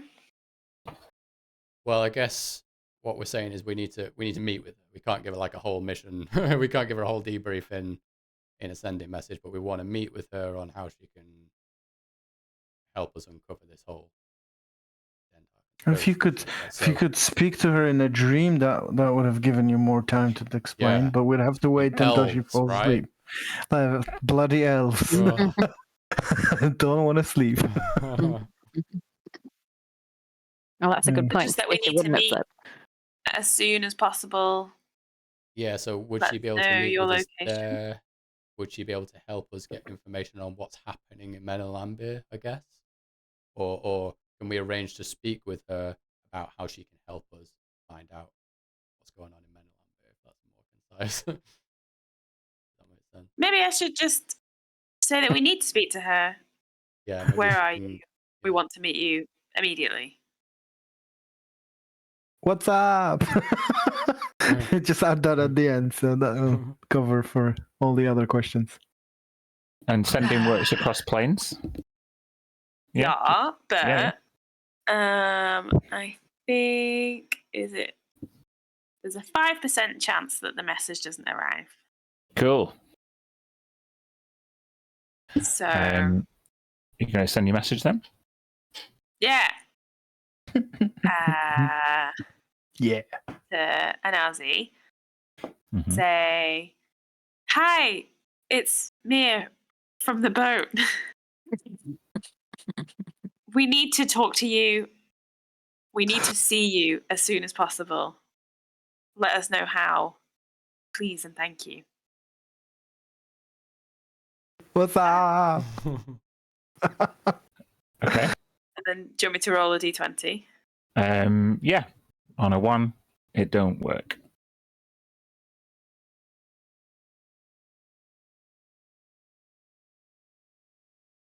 Okay. A few moments go by, and the familiar voice of Anazi Bremini is cast into your mind. Mia! Oh my goodness, thank the gods. We need your help. Please, the same tree you came through. We haven't gone far. Okay, I'll relay that message. We have to go. We have to go. Okay. I don't know. I don't think I can take us exactly there through plane shift, but we can get back to the material plane and then to somewhere near a tree. And you could take us there, Tilly? Yeah, I definitely can. Yeah, where would we go? Where can you get us closer to a tree? I mean, we could just go Silvercrest, right? Or yeah. And then we just need to run to that nearest tree in the graveyard. It's not far. It's 20 where's minutes. The best place where we wouldn't really be seen? Like, where's the most incognito teleportation circle that we know that we can run to a tree? I don't remember all the teleportation have circles. Like a courtyard with trees and it's secretive, or do you know East Cliff? Do you know East Cliff? What's it called? Teleportation circle. Yeah. Okay, we could potentially, yeah. Okay. Well, it's a huge deal, but just like keeping in mind that I don't want to be seen running out of a major temple with Tisha in tow. Like, let's go to the elves, like. Yeah. You're going to go to Eastcliff. If we think it'd be incognito as possible, but the way you've said it makes me think there's probably half an hour or someone. Neutral. Yeah. You are going to go to Eastcliff? Question mark. I think every teleportation circle that's somewhere else where it's not our thingy has a chance of tangling us in some stuff that's happening there. Well, exactly. I need some sweets. You can decide. All right. There's the one at like Reginald's lair as well, isn't there? But I don't know if there's any trees near there. That was inside a cave, right? Yeah. It's underground. So, the way I picture in Eastcliff I think Silvercrest is the best place to go. Where is? We just go to Mir's temple. We run to the tree. Yeah. Tracksmore College at the forest. Tracksmore College. Where was the teleportation circle there? I can't remember. I think it was in like a secret office. Hello? I don't know. I can't remember. Crystal Spear had the teleportation circle in the school, Summervale. And there's loads of trees around, but I don't know what state Crystal Spear is in now. It could be invaded by fucking vampires. Yeah. I don't know. Maybe we should do Crystal Spear. If we do, I do like the idea of going into Summery, Sunhold, Sorcery. Sunvale. Summervale School. Summervale School of Sorcery. Summervale School of Sorcery. Because it only has that one guy in it. Yeah. It's inside, and then you walk out the door, and there's trees everywhere. I like trees. Yeah. And it helps Joxy. Oh, yeah, true. Yeah, because the temple, the library's there. All right. Let's do it. Hang on. I just have to do one thing, and then I'll run out to find Raylana and say to her, we have to go, and we have to go really quickly. Everything's fine. When you see my parents, can you give them this? And I'm going to give her a massive hug. Oh, I'll try. Well, good luck. I'm sorry you had to leave so quickly. Thank you. And tell them I love them. Okay? I'm sure they know, but I'll tell them. Okay. No. Oh. All right. What was his name? The mage of the Summervale School of Sorcery. Dragonborn. Oh God. Clethis. Yes. Clethis. That's right. Clethis Olarakas. Olarakas. Yep, sounds about right. Okay. Goodness, where the fuck is that map? There's also a blind naked guy somewhere in a house near there. So the plane shift requires people like joining hands. So as we all do that, Tilly just grabs one hand to the nearest person and then puts the other hand in the air. You feel a slap on the back of your hand, and then your book shuts, and you'd not been mindful that it was open. Oh, that's how you're traveling. Okay, fair enough.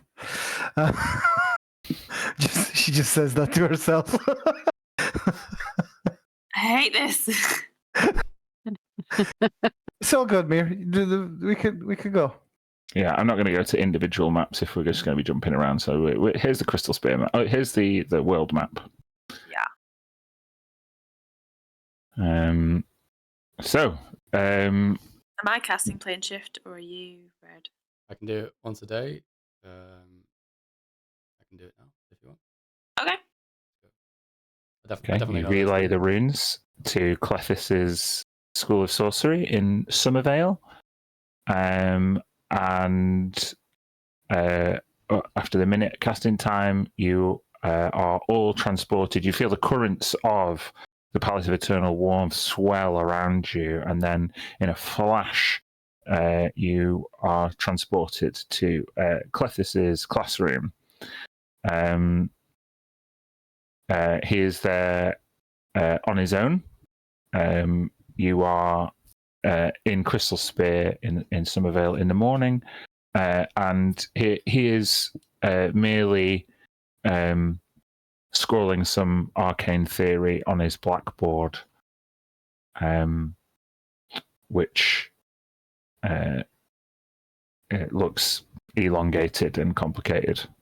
And when the magic goes off, oh goodness! At least send someone a message before you teleport directly into their place of work. Could I?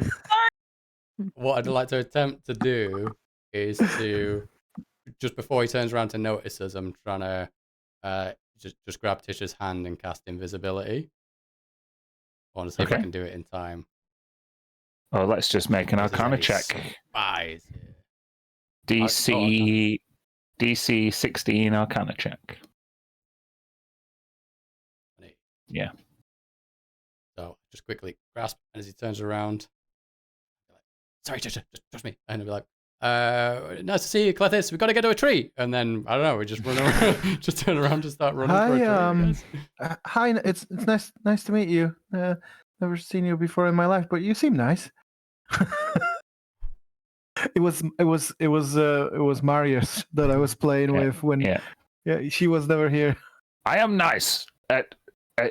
If I talk to you at some point, leave the school a review. As you all sure. As you all run out into out the street. Somervale, there's greenery. It's a fairly moneyed part of Crystal Spear. All right, look around for a nice looking tree, and then cast making sure everybody's ready to run through quickly, and then cast transport with via plants, unzip the tree, and open the portal to the tree that I remember from Quenyanelde, or nearby, near the coast.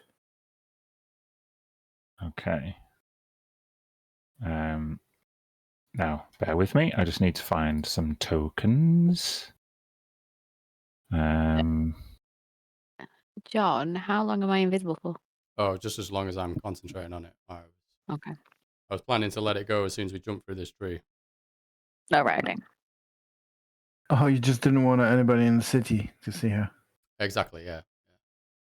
Fair enough. Prying eyes. I feel like I need it at this.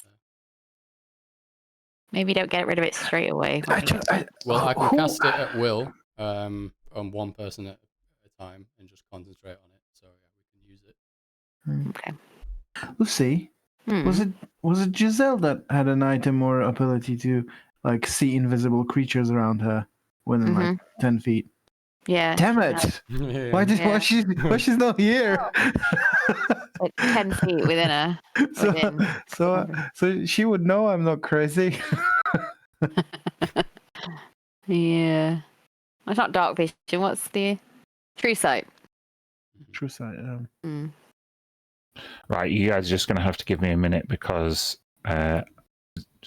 pulling an encounter out of my arse is challenging. So I know what I'm doing. I just need a minute to do it.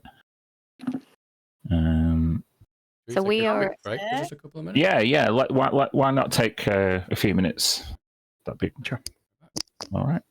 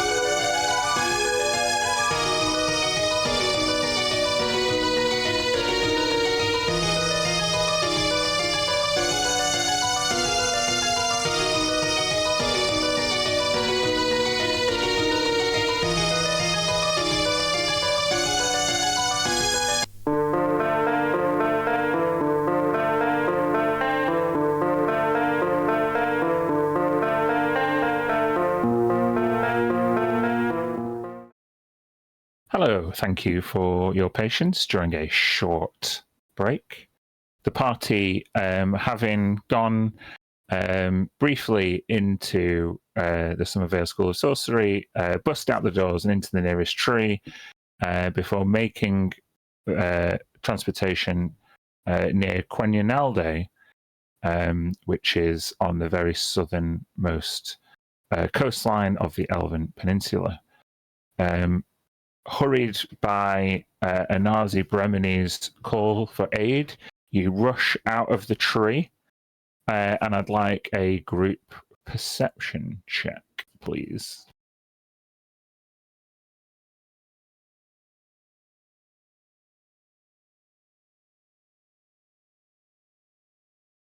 Boo. Tisha is rescuing us here. Lucy, do me a favor, and you need to change your screen or display name in Roll20 to Tisha rather than Giselle. Yep. However, that is a group fail. Yeah, you can hear the clashing of metal and the kind of barking of desperate orders. You arrive amidst the lush greenery, and just ahead of you, your worst fears are confirmed as you see Mariliths making headway ahead of you towards not even a settlement, a tiny outpost flanked by enrobed servants and other serpentine accomplices. It seems to me, or it seems to you, that this outpost is under siege. I will say, Tisha, you hear in Elvish commands like, we don't have the men to hold them. Brace the door. And at that point, I'll take you to the map. I hope I can take you to the map. Hold on. Here we go.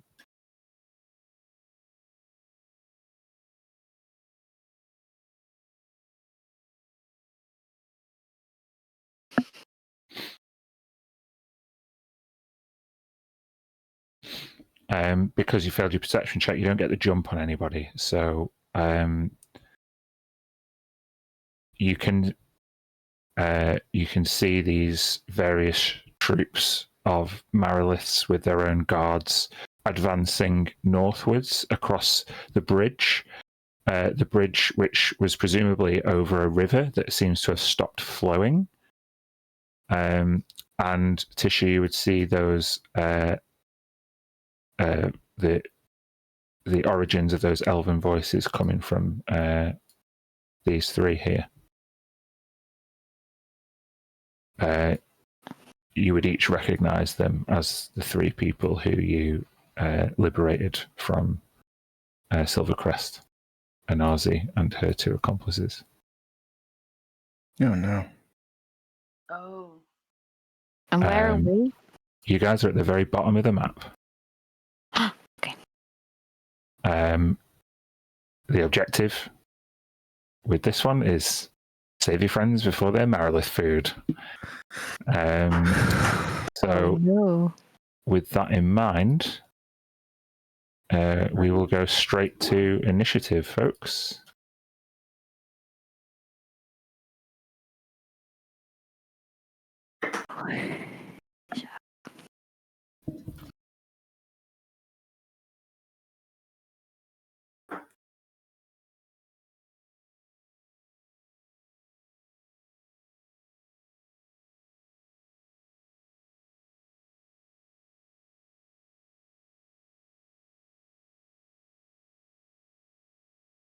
Oh, no.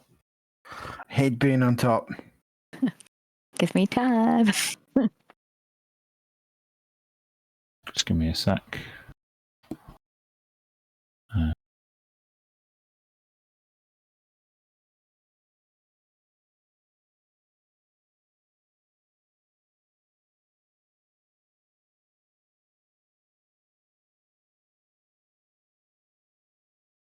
Sorry, I've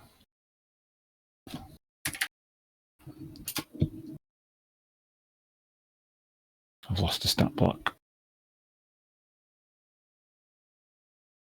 I've got all my tokens, I don't have all my stat blocks. Bear with me.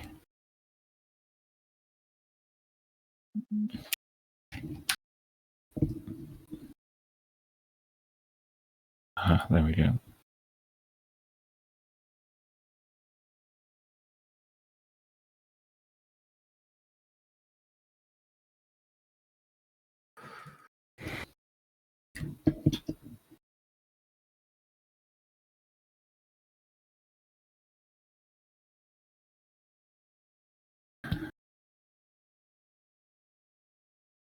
Sorry about this, guys.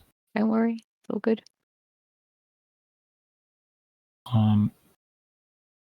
Then we have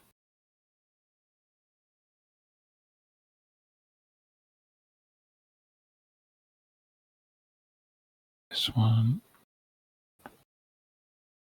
Sorry, I've got to turn off all of the auto never whispers. And then I've got this one.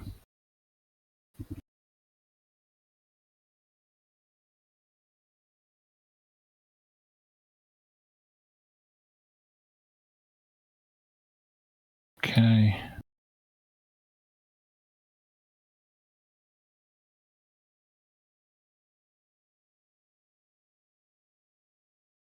Okay, hold on. This is one big map. It's huge. Didn't expect it to be this big. Okay, I think that's all the initiatives done. We go on descending. Tilly, it makes sense, I guess. You're like first through the tree. I'm going to put you at the top. I haven't done for Freddie or anybody yet. Hold on. Let's do Freddie. Where's his token? It's at the back there.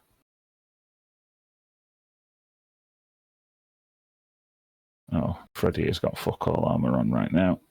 And then I've got Naeen, which this one. Where's the initiative now?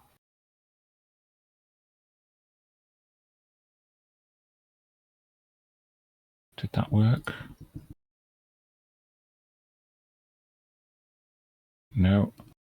Where is the initiative button on a monster stat block that is just on D&D Beyond and not Roll20?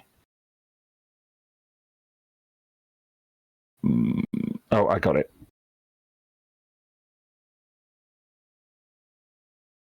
Okay. They did quite well. Hold on.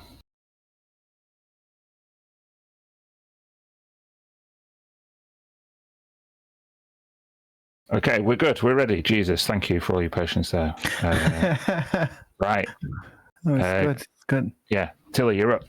Okay, so I had rubbish perception going into it. So do I even know or notice the people far to the north in the map?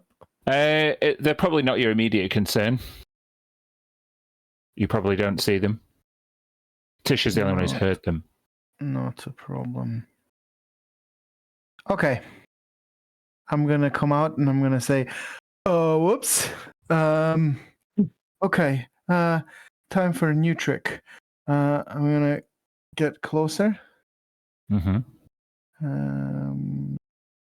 I think this is going to be fun. I hope you all will save me from my bad decisions. I will take out the book and also one of the diamonds I still have for a resurrection. And from the book, I will try to make my archdevil daddy very proud of me, and I'm going to cast Inside Greed.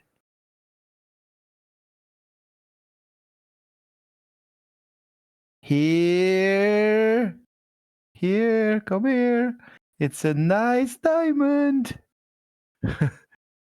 Mm, cool. I'm gonna try to all charm them to. Is that all? 30 Like feet within 8 people? Yeah, I think the way I tried to be is within 30 feet of all of them. Let me just do some saves. Wizzy saves, is it? Wisdom 21. Okay. Most of them get advantage on this. Cool. Okay. Hold on. They get quite a big Wizzy bonus as well. Yeah. Both the big Marilis save successfully. Let's do the Brood Guards next. This is going to be less likely. Yeah, they both fail. And the cloaked ones, which are these? Yikes. Yeah, they all fail. So just the 2 big ones succeed. Big ones succeed. Okay. Yeah. So I moved closer to put them in the spell range, and as I see most of them are affected by it, I moved 15 feet. I'm going to move back 10 feet. And then just stand there with this diamond, and it's like, come get it. And look nervously back to my friends, like, save me. That will be it for now. Okay. As this Insight Greed seems to charm the servants around them, these 2 Marilis look disparagingly at their lack of urgency. It causes them to turn round and spot you. Oh, no. Tilly, I would like you to roll me 2d20. You want evens on both. Right.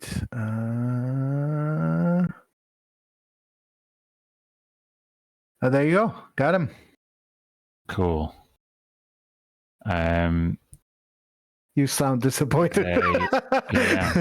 They ignore you and make progress forward, which they're okay. 1, 2, 3, 4, 5, 6, 7, 8. 1, 2, 3, 4, 5, 6, 7, 8.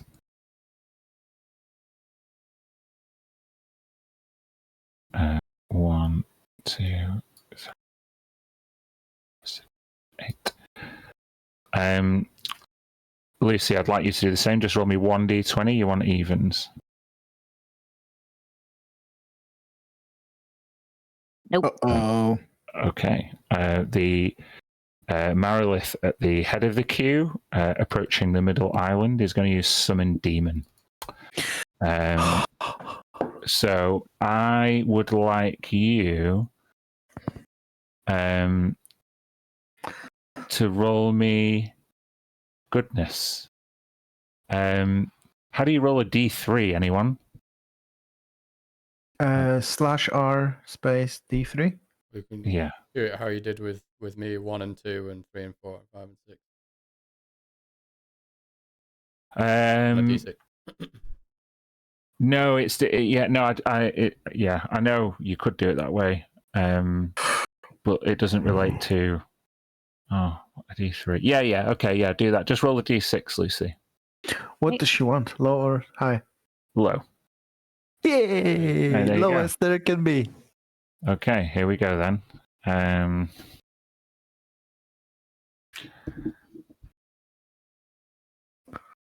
I just need to grab something. This is quite a powerful ability.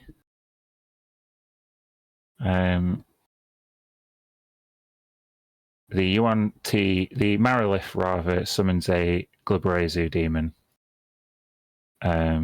which is pretty badass. You can now see it summoned in the middle of the circle. I don't think I've ever used one of these bad boys before, but it's going to roll initiative, and it's going to get a 10.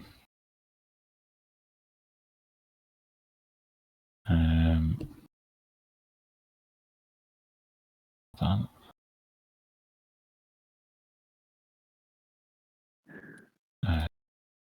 Okay, cool. That's just another thing to deal with. Lucky we didn't. I mean, you guys just rolled really well. I mean, you rolled one failure and you rolled the minimum possible on the one failure, so pretty good. That's their turns. Tisha, you're up. Yeah. Okay. She's gonna run 5, 10, 15, 20, 25, 30. She puts her there, I That's think. that. Yeah. Oh, sorry. I don't know who's doing the 30 feet. Yeah. About that. Running. Am I invisible still, or no concentration anymore? I would say you are. Yeah. Okay. I am, and I take it I heard Tilly doing a gem routine. Yeah, you could see with your Arcana proficiency, the 6 people nearest to you that are enemies all seem to be just looking at Tilly with like hungry eyes. Hungry eyes. And then I'm going to cast. I got so much to play with, I don't even know. I'm just going to do a fireball. Just a fireball, okay. Just a fireball. Level 3 at. Does this still work? Is that how do you the Marilith there? That one there. Okay. See that? Fireball is a 20-foot radius, is it? It is, yes. It's 150 range, 20-foot radius. Okay, so I'm assuming. Do I get? I assume I just get that. Is it about that? Oh, that's cool. If it's 20-foot radius. It's about that, isn't it? Centered on the. Well, now. A bit further this way. A little bit further. Oh, if I can, till they get the other one in. Like that. Yeah, maybe. Yeah. Okay. Okay. So that means the Marilith have to make a dex save. Yes. Okay. We can do that. Save number 1. That's a crit, 25. Save number 2, the furthest away one, is a 14. Okay. So do you want to roll damage for me? That one. The one of the small ones is in the range too, right? Yeah. Bear with me. The Brood Guard dex save 17. It rolled. What's your spell save DC? Sorry, you say 19. Okay, that fails as well. Give me some damage. 19. 19. So that's 19 damage on the farthest away one. And also on the Brood Guard. And 9 on the Marilith you were aiming for. So yeah, big explosion. seems to cook a few scales. The brood guard that was charmed, I think, do they have to make a save, or are they automatically not charmed again, Lucas? Yeah, no. If my ally does something harmful to it, it's not charmed anymore. No longer charmed. Okay, cool. So that was your action, Tisha. Anything else you're doing? I think at this moment, no. Okay. Get straight in there with a fireball. Freddy is gonna run 1, 2, 3, 4, 5, 6 to come next to you. And okay.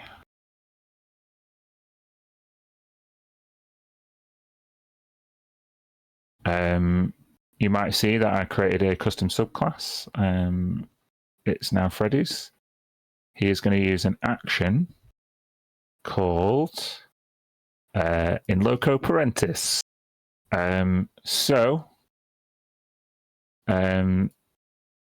Everybody within, well, he would do it here. So like, you get everybody within 30 feet is now resistant to slashing damage until you take slashing damage. So you'll take it and then you lose resistance. Okay? That's his action. So just if Freddy gets hit with slashing damage, everybody loses resistance. But just bear in mind, you've got resistance as the next hit you take of slashing damage. And then he would run up next to Tisha. Red. Yeah, I will. I've only got 25 feet of movement, but I'll 1, 2, 3, 4, and maybe just kind of scooching past. Excuse me. Yeah. And I'd kind of be shouting because I'm guessing I probably don't know exactly where they are now. I'm like, we've got to rush to find a Nazi.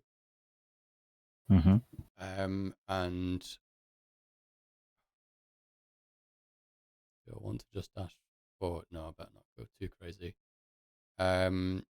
This one, the smaller enemy that just got caught in the edge of the fireball. The brood guard. Yeah, I'm going to try and cast a sacred flame. Why not? That is Cool. Dex save. Got to do a save. Mm-hmm. Brood guard, Dex save. Roll a 17. Fail.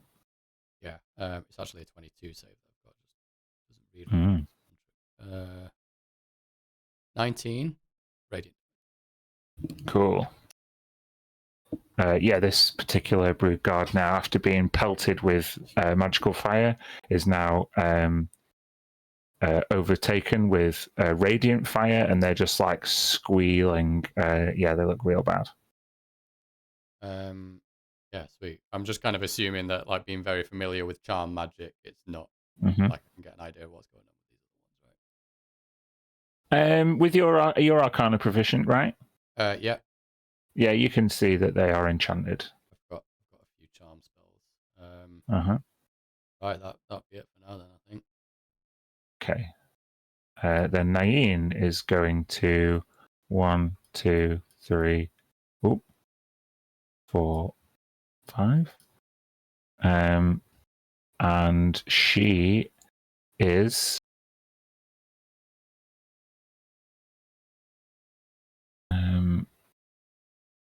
going to let out. She can do 2 ranged attacks. Okay, why are you rolling damage and not to hit? Hold on. Maybe that is to hit. Yeah, it is. Okay, the brood guard, she follows up with a crossbow bolt and takes out that particular brood guard. The other attack misses, unfortunately. But she's got rogue features, so she's going to cunning action dash.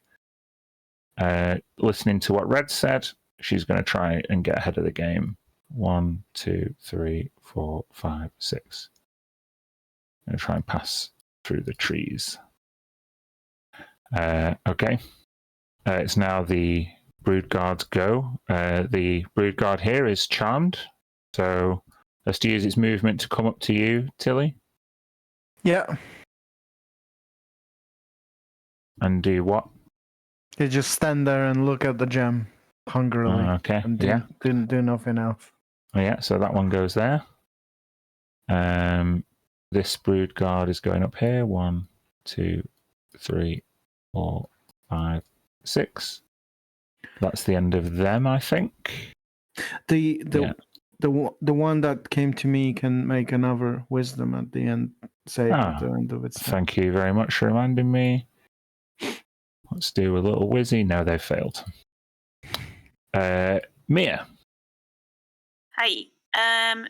The brood guard, is that right? Are they fiends? Are they fiends? And are these things fiends as well? When you say these things, The little ones. no, none of them are fiends. None of them are fiends, but these big lads are. They're Mariliths. Yeah, the Mariliths are fiends. Okay. But can I see them? Can you see the Mariliths? Yeah. You can definitely. Yeah, they're large. So, yeah, you could see them both. The place isn't on fire anymore. I can move this. Okay. I would like to. I think it was maybe my ruler that you could see before. And I've got it unchecked, like broadcast to others. I've got turned off. So I don't know why. Can you see that? I can see it, yeah. I can't see it. Oh, I can't see it. Maybe So it's just me. Maybe it's the DM thing. You have to look at all of it. So what I'd Salem, not now. Salem, not right now. What I'd like to do is run forward 30 feet. Mm-hmm. And then I want to use my bonus action and the 2 charges of the Purity Spear to cast Misty Step to get another 30 feet over here.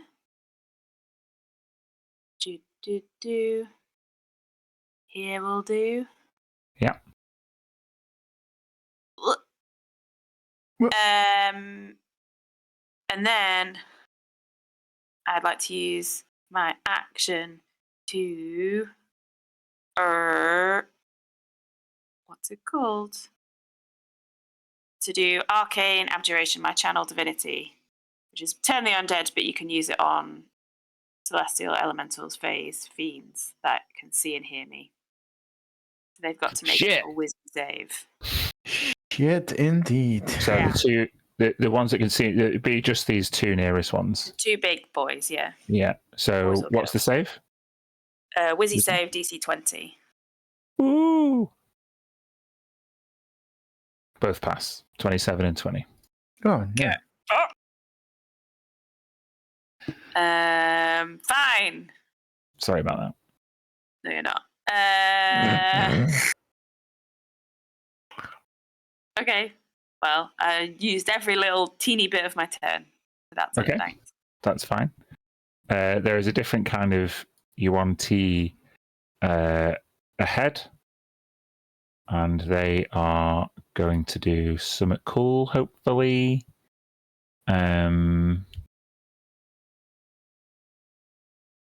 Yeah.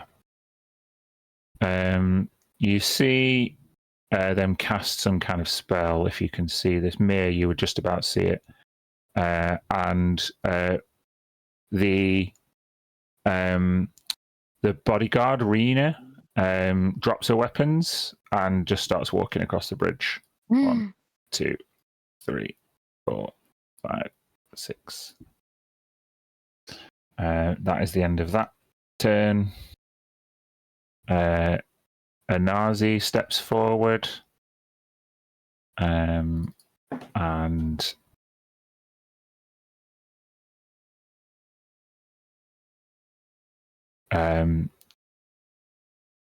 uses some strange magic towards the. I think the Glabrezu would be the biggest thing. So 1, 2, 3, 4, 5, 6. From behind a pillar, use her spellburn ability, but unfortunately she misses. Never mind. Yeah. Now it's the Glabrezu's go. Great. 1, 2. Hold on, Glabrezu. Jesus. Oh my god.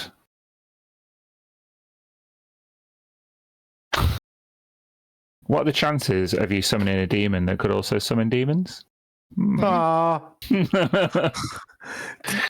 This turn order needs more items. It's on fine. It, so. It's just going to start like stomping down the bridge. That's all it can do. Okay, now it's the little cloaked figures who mostly this side are just going to start walking towards Tilly. 1, 2, 3, 4, 5, 6. Starting to think this might have been a bad idea. 4, 5, 6. Jeez. 1, 2, 3, 4. Tilly wouldn't take the Freddy wouldn't take the attack of opportunity on the thing that was charmed. I think he's smart enough for that. Yeah, 2, 3, 4. Okay, cool. Right, now let's see if they're still charmed. Yeah, they all make the save again. It's DC 21 wisdom. It's unlikely that they'll make it. 1, 2, 3, 4, 5. 4 of them. Yeah, no, none of them made it. They're all just literally. You're holding up this diamond. They're all like, "Woo!" Oh, Monst would be proud, right? Yeah. I think these lot would follow up here. 1, 2. Oh no! In fact, they're a bit far behind. 1, 2, 3, 4, 5. 1, 2, 3. Oh, I'll just put them there and there.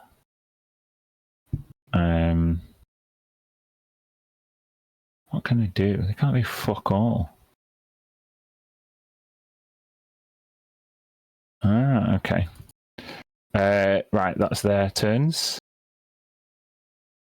Tilly, we're top of the round again. Okay, cool. Can you could you please tell me or maybe just so I remember, do you remember when I used my figurine of the giant owl when we got inside the cave underneath Felidrando? I used it then, and it's got a 2-day cooldown. So I just want to. It has been 2 days, right? Because we had 2 sleeps. One sleep in with Tisha and Freddy, and then another sleep. Yeah, it has been 2 days. Right? Yeah. Okay, cool. I'm going to use my figurine of wondrous power, and call up because this initiative tracker needs more people. But I think you can just go on my turn. I'm not sure. Serpentine statuette of an owl can become a giant owl for up to 8 hours. Once it's been used, can't be used for 2 days. Owl can telepathically communicate with you at any range. It's on the same plane of it. So I'm gonna paste it in here. It's a large creature. Doesn't technically mention the way it acts in the fight, like anything in terms of the creature is friendly to you and your companions. It understands your language and obeys your spoken commands. How many hit points? Giant owl has got 19 hit points. Okay. So you throw down your figurine of wondrous power where? Just behind me. Okay. Yeah. You can now control that. Yeah. So the way it usually works with companion characters is it will take the dodge action by default, but if you want to use your bonus action to issue a command, it could do something else. Okay, and it will act at the end of my turn, or do we Yes. roll initiative? Yeah, at the end of your turn. I would like to use my movement to climb atop the giant owl. My bonus action to give it a command to fly north, full speed, and as an action, and what's its movement speed? It is 60 feet. Yeah, I think climbing onto the back of your owl and but commanding it is the bonus action, but getting onto it, I think that would be your action. I'm okay with that. That's no problem. Yeah. Throwing it down, summoning it, and getting on it. Sounds good. Can it use a dash action? Can it use movement and action to do 120 feet?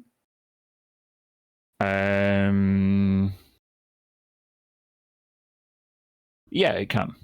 Okay. Yeah. So I want to fly north to get behind, somewhere behind the people that are in need. Can you do the measurement tool? The ruler. This map is absolutely humongous.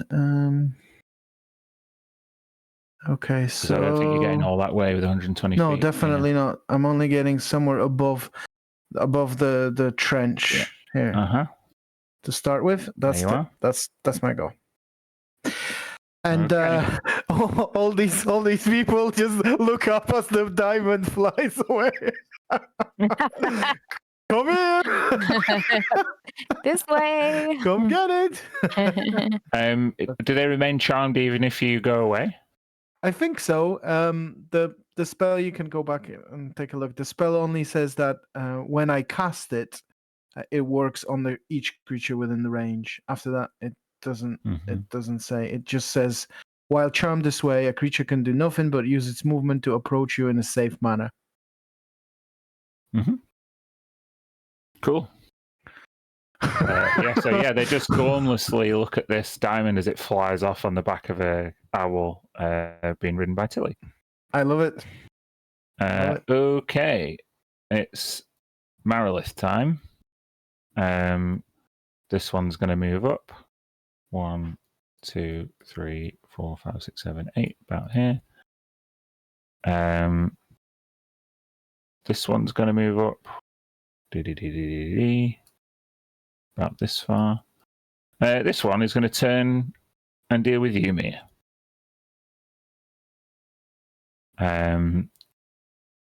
It gets 7 attacks. What? It's got 6 arms and a tail. Here we go. 1, 2, 3, 4, 5, 6. What's your AC? I don't want to say. Oh, you have 17. To? Okay, that's 1, 2, 3. 3 hits from 6 longsword strikes, which ain't too bad. Is that slashing damage? That is slashing damage. So you're resistant to the first one. So instead of 15, you would take 7. All right. But you're not resistant to the second 2. So that would be an extra 12 and 10. So a total of 29 slashing damage. Ouch. They are then going to do a tail attack on you. But it's going to miss. There you go. So I think they've all moved. Tisha. Yeah. All these creeps have just kind of lumbered past you. And as you see Tilly fly overhead, they all turn to look up.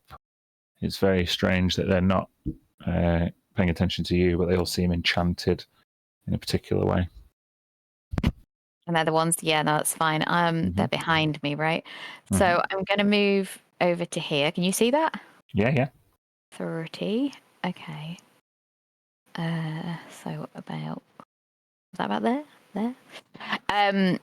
And she is. Bear with me, folks, on this one. So she's going to bonus action, pointing at the Merilith. The one that's just attacked me. Yes. And also, I think I can get within 60 feet of me up to the 3 creatures. So who's 60 feet away from me as well? That is not a ruler. That is a ruler. So that one, and that one. There's 3.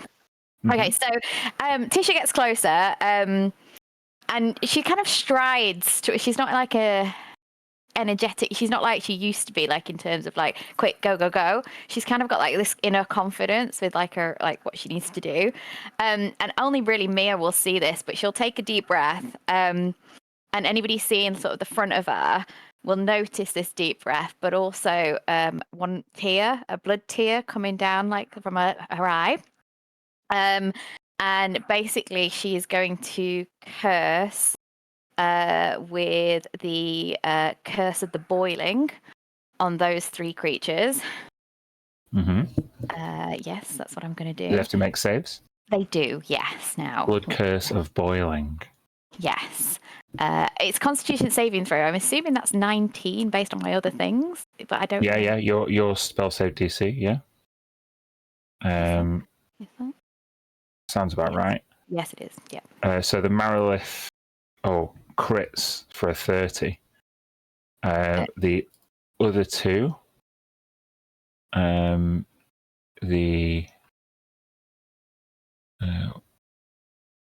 we go. Sorry, Constitution. This is Constitution, yeah. Oh, I roll a crit for the next one. You get 20, but then the last one, the furthest away one, fails. Okie dokie. Well, in that case, the creature. Does it happen now? Curse. Each creature takes 2d8 fire damage at the end of each of its turns.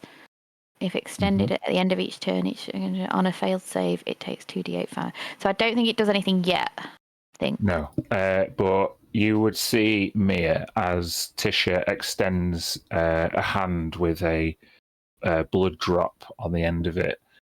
This one particular cloaked person, pulls their cloak down and rips off their cloak and starts screaming. Good. And that was the bonus action. So with can I do that again? Nope, I can't do that again. So you didn't want to amplify that curse, just to be clear. Hang on, let me see what that I'm does. not encouraging you to, but we discussed it earlier. Yeah. The curse lasts up to a minute amplified. It's already going to happen at the end of each. Can I share this somehow with people so they can see it? Maybe. Maybe it's a copy and paste job. Because it's got all of them. Mechanically, it would not be optimal to extend it because amplify it. Yeah. Yeah, because it's just a. It's doing it anyway for the next. Yeah, for its spells. Okay, so that's only worked for one of them. But this one is going at Mia, so I need to do a big spell.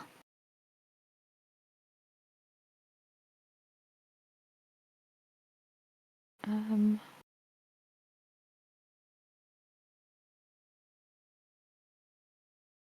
going to try and throw a chaos bolt. Okay. That attacks anybody else. It's just at the target.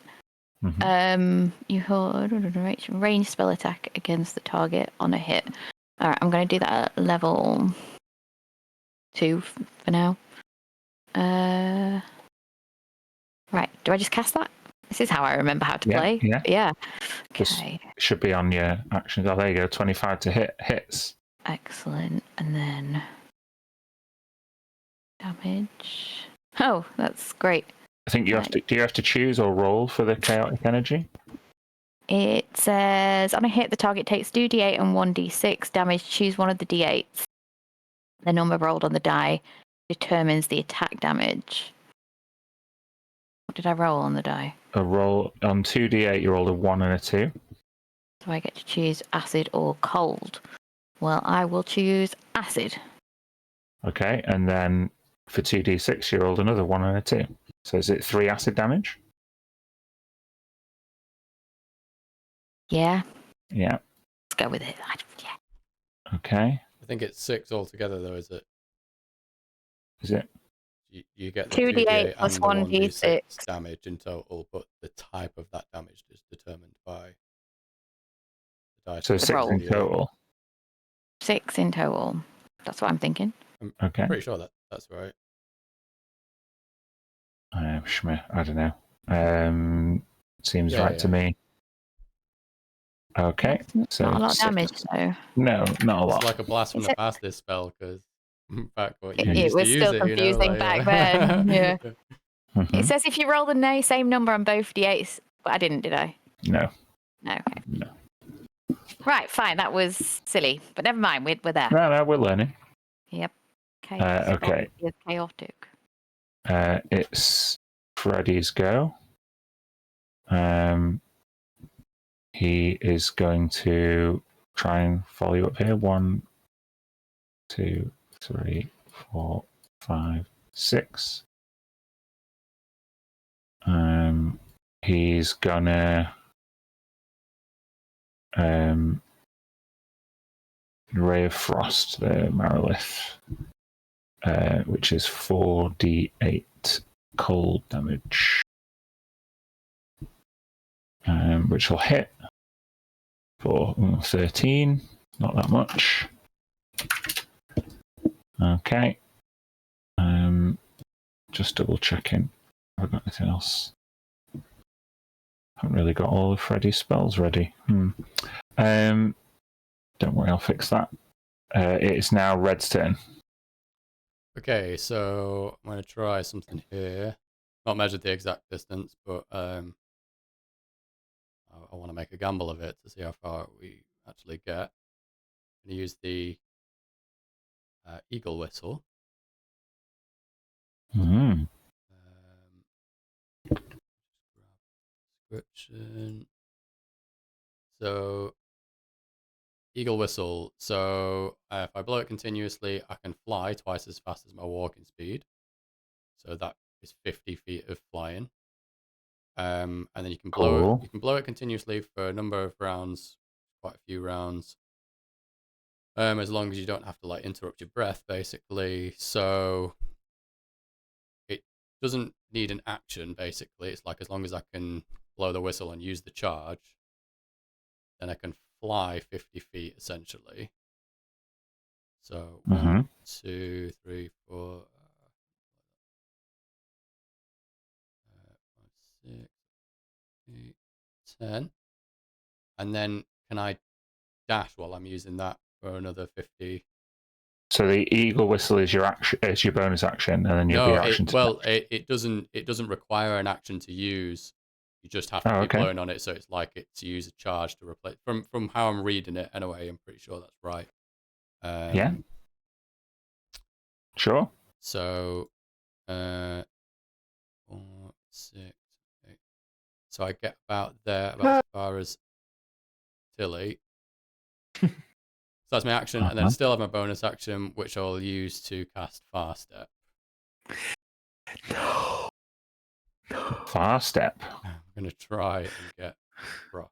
Yeah. This is interesting.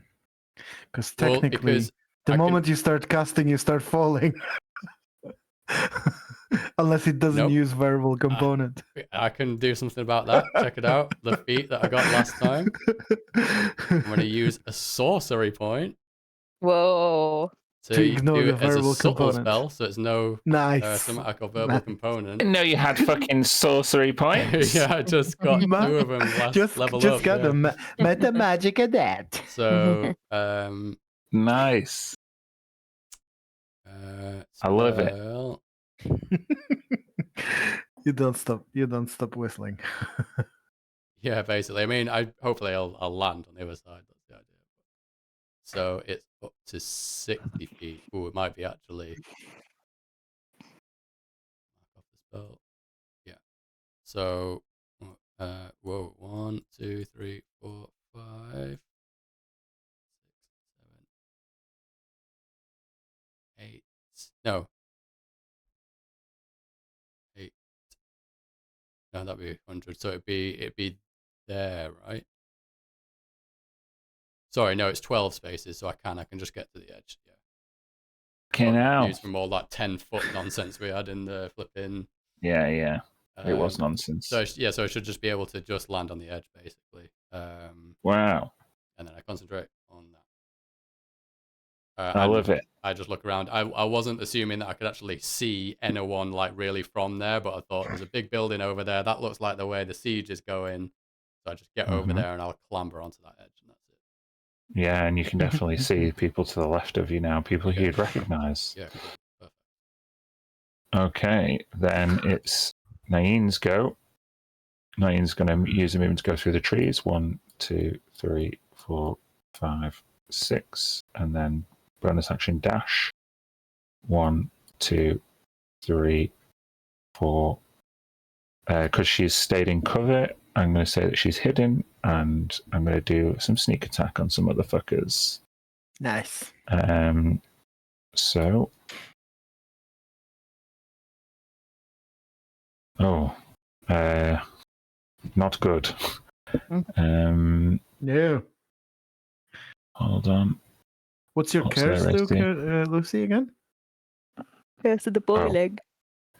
She takes out one of these cloaked people with a crossbow bolt through the neck. They are insta-kills. See you later. Nice. I should have done that for this one. Hold on. Right click really doesn't really work very well on Roll20 anymore. It's really annoying. So that brood guard, I'm just going to change to look like this instead. Okay, that's that done. It's now the brood guards that are alive go. 1, 2, 3, 4, 5. Yeah, they can't do shit all from where they are.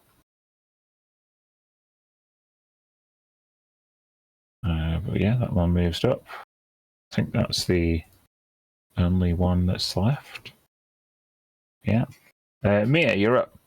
This thing is facing down upon you, towering above you, maybe 12 feet tall, with 6 blades in its 6 arms, and it rattles its tail like a rattlesnake as you face it down.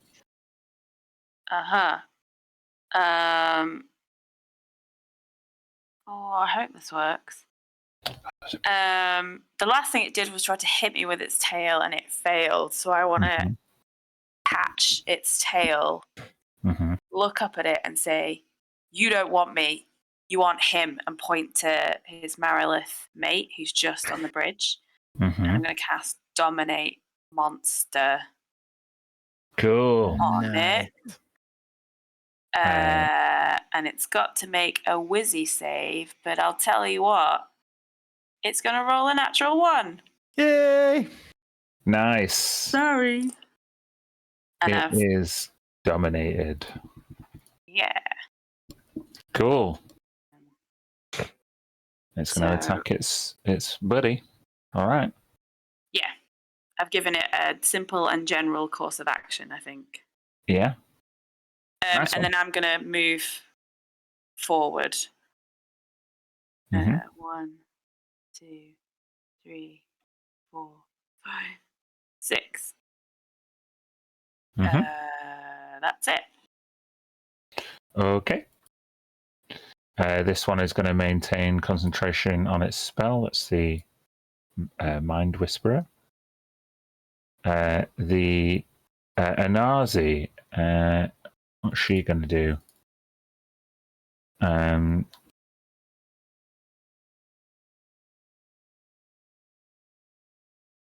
She is going to use an action. You, Redwood, hear her bellow in this cacophonous order.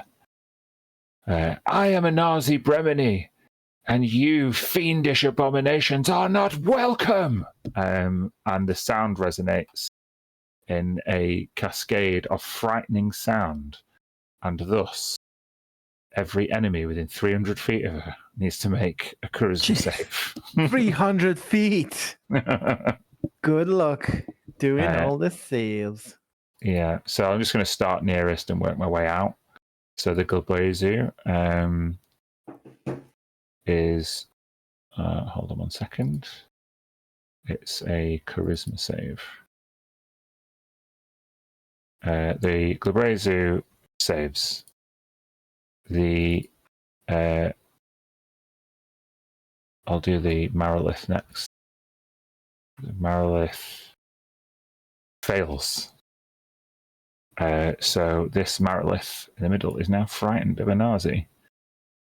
Oh no, wait, it's got no, yeah, it does. It's frightened. So I'll just do a little. I don't know, frightened. Then the Mind Whisperer. Oh shit! I just logged myself out of Roll20. Cool. Oh no! Cool.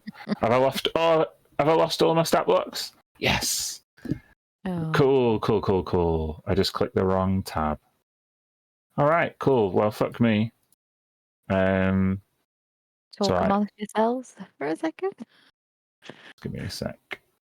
I got it. The Mind Whisperer has to make a charisma save. Come on. Do it. There we go. That fails as well. So we'll do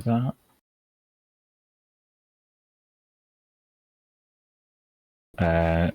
The Brood Guard. Sorry.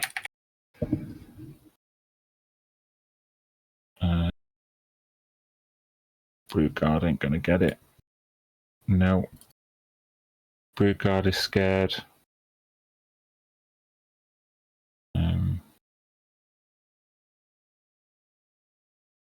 Cool. And the cultists. They're all gonna go 1, 2, 3. Yeah, they're all totally fucked.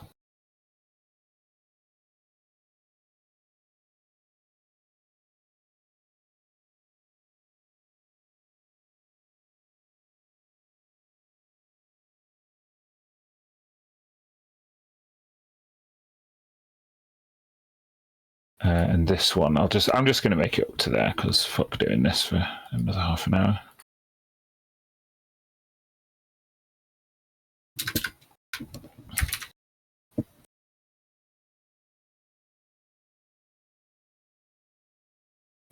That one succeeds.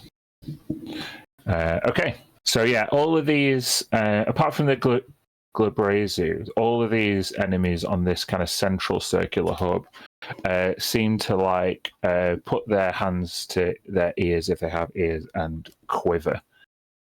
They all seem to be frightened. Apart from the Glabrezu, whose turn it is next, so he's going to move forward. Just get the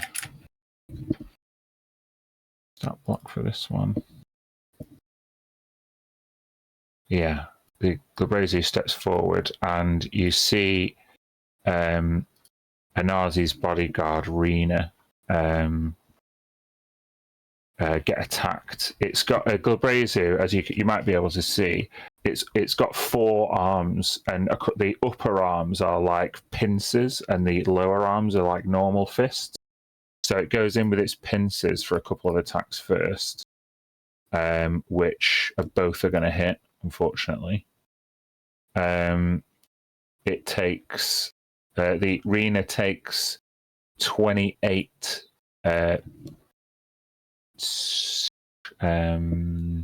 bludgeoning damage as the pincers close around her. And then as the pincers are holding her in place, the Glabrezu's normal arms just start wailing on her for a couple of attacks.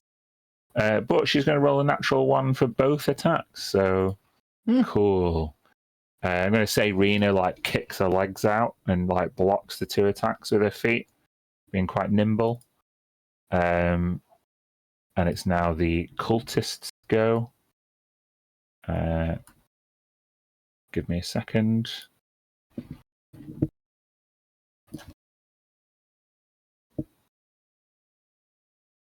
Just checking.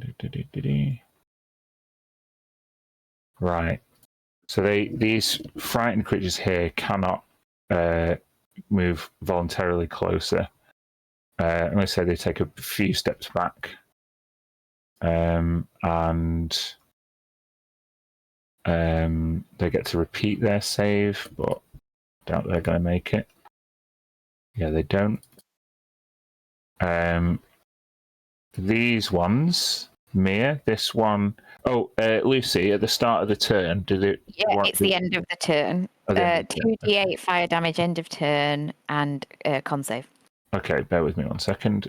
Mia, this one's going to approach you. And they are. They pull out a scimitar. And slash at you. 13 doesn't hit though, does it? No. This next one goes up to you again and goes for a scimitar attack, but it's not going to hurt. So do you want to roll that damage, Lucy? Yeah, 2d8. 10. 10 is enough. You see, Mia, you block one attack that comes overhead. There's this cultist tries to clock you over the head, and you raise your armor.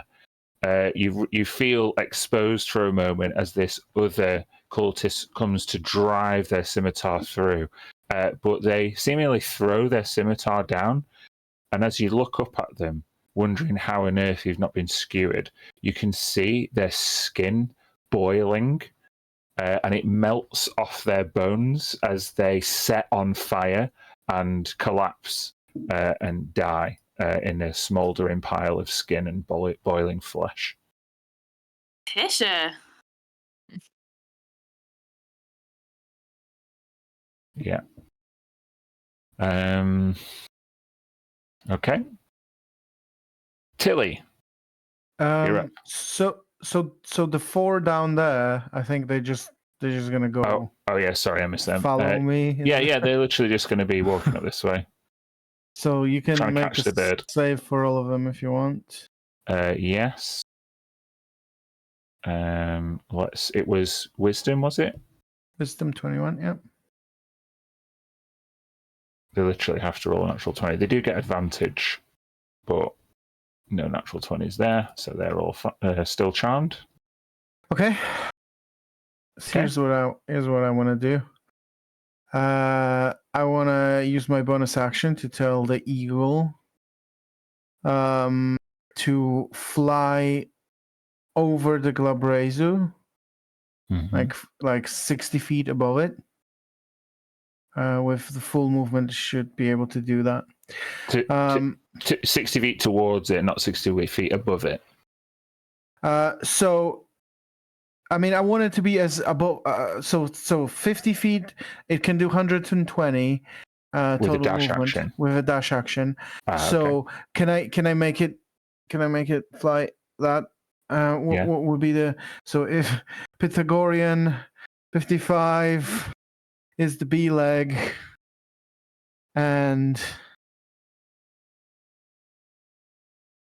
I should be able to. Teachers right now, like, told you were gonna need it. Told you you're gonna need it. So how high can you get above it? So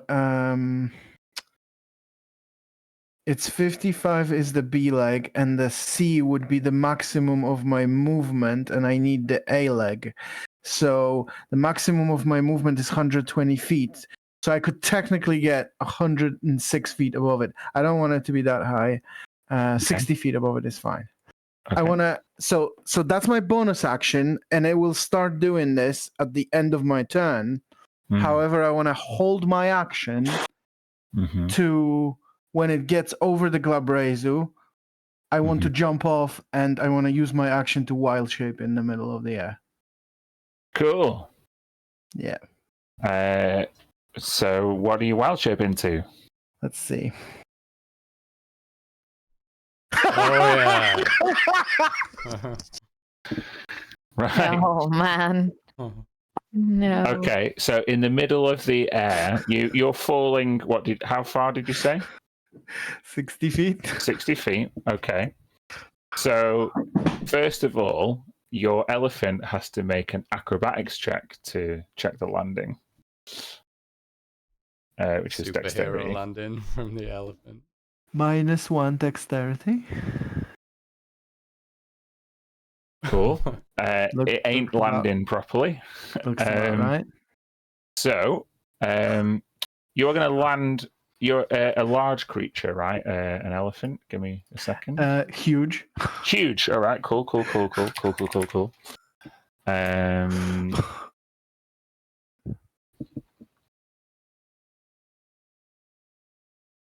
Break that. I only bridge. have this clockwork elephant, but it's huge.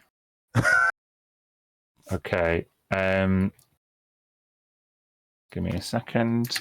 What's the hit points on a elephant? 76. Okay. 76. Controlled by Tilly. Tilly, I need you to roll me 6d6. Okay.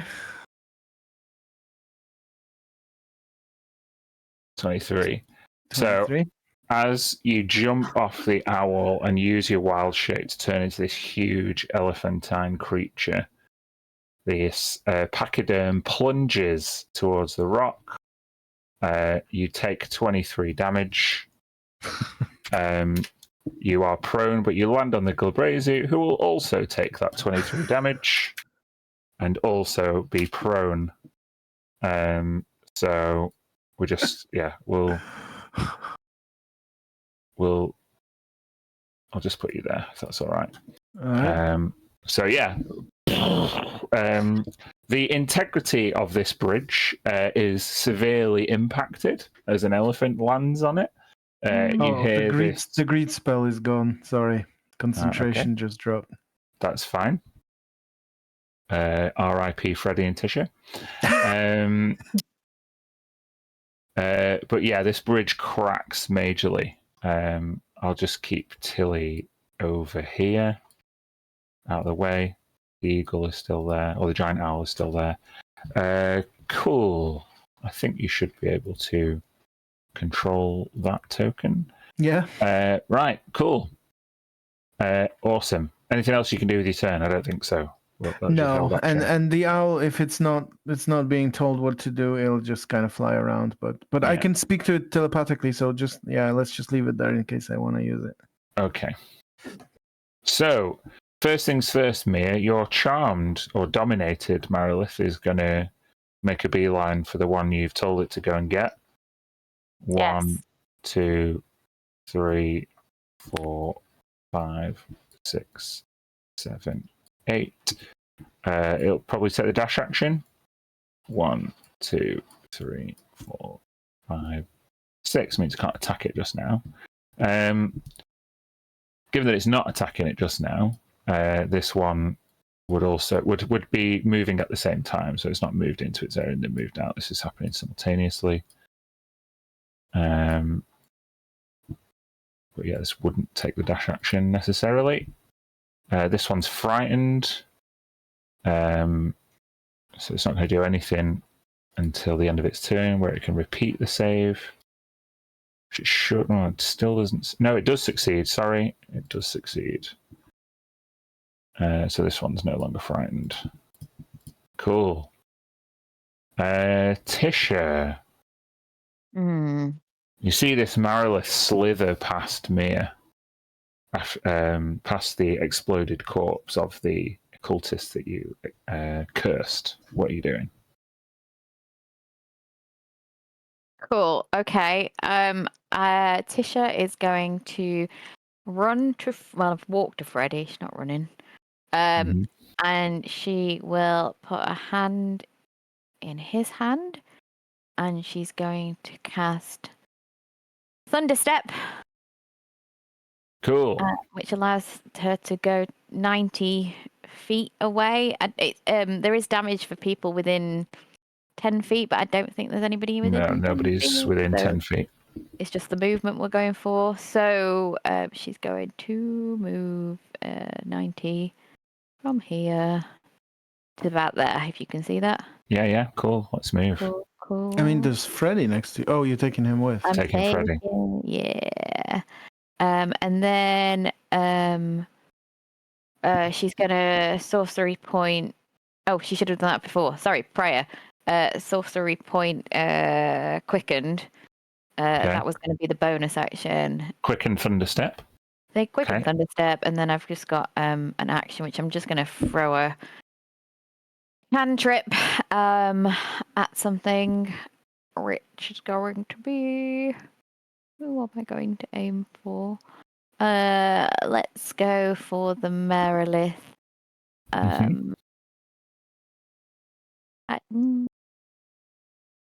Yeah, I wouldn't know that they're all frightened or whatever.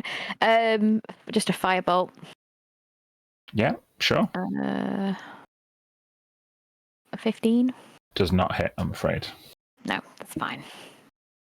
Okay. And that was sorcery point. Yes, that's it, I think. Okay. Freddy sees your kind of firebolt go wide, and now kind of being in the midst of this, he's going to pull his real spells out. Real Bear spells. with me. He is going to cast a spell he wrote himself for just precisely this occasion. Comet riding? No? No, it's going to be Scale Rot. Ooh. So one creature that has natural armor made of scales within his range has to make a con save, which will be the Marilith straight in front.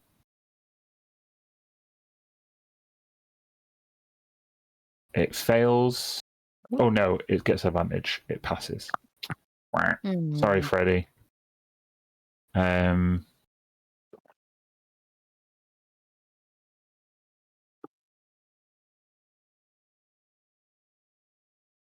Yeah, that's all it can do.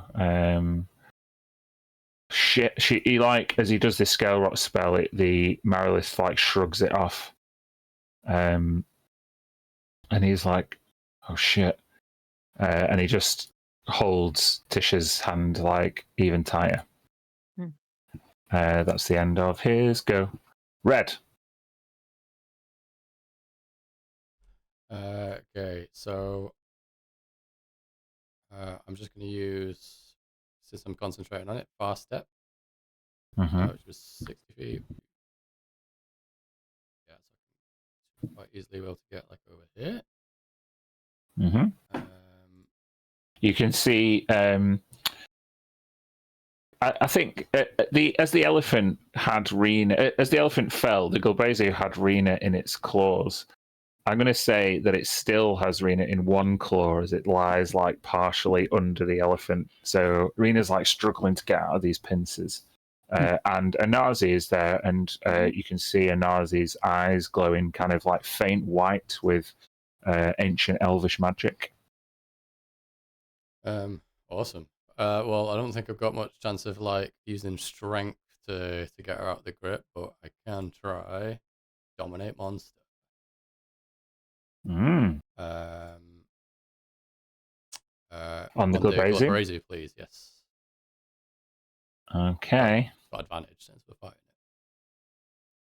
it. And it's what save? Sorry, Wisdom 22.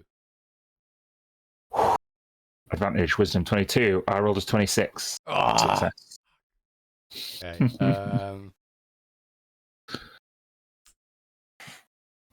Maybe I should have made him summon another demon. Move around here. I need to. Okay, well, I'm off concentration now. Yeah, I would have to be right. If I attempted to cast another concentration spell, I'm straight away losing the concentration, right? Yeah, you have still cast it. It's just that it's not affected the demon. That's cool then. I'll take a step back, like, oh shit. I'll just get slightly out of range. That's it for now. Okay, then it's Naeem's go. Naeem is gonna step up this way. 1, 2, 3, 4, 5. Step up to Mia and shout to Mia like,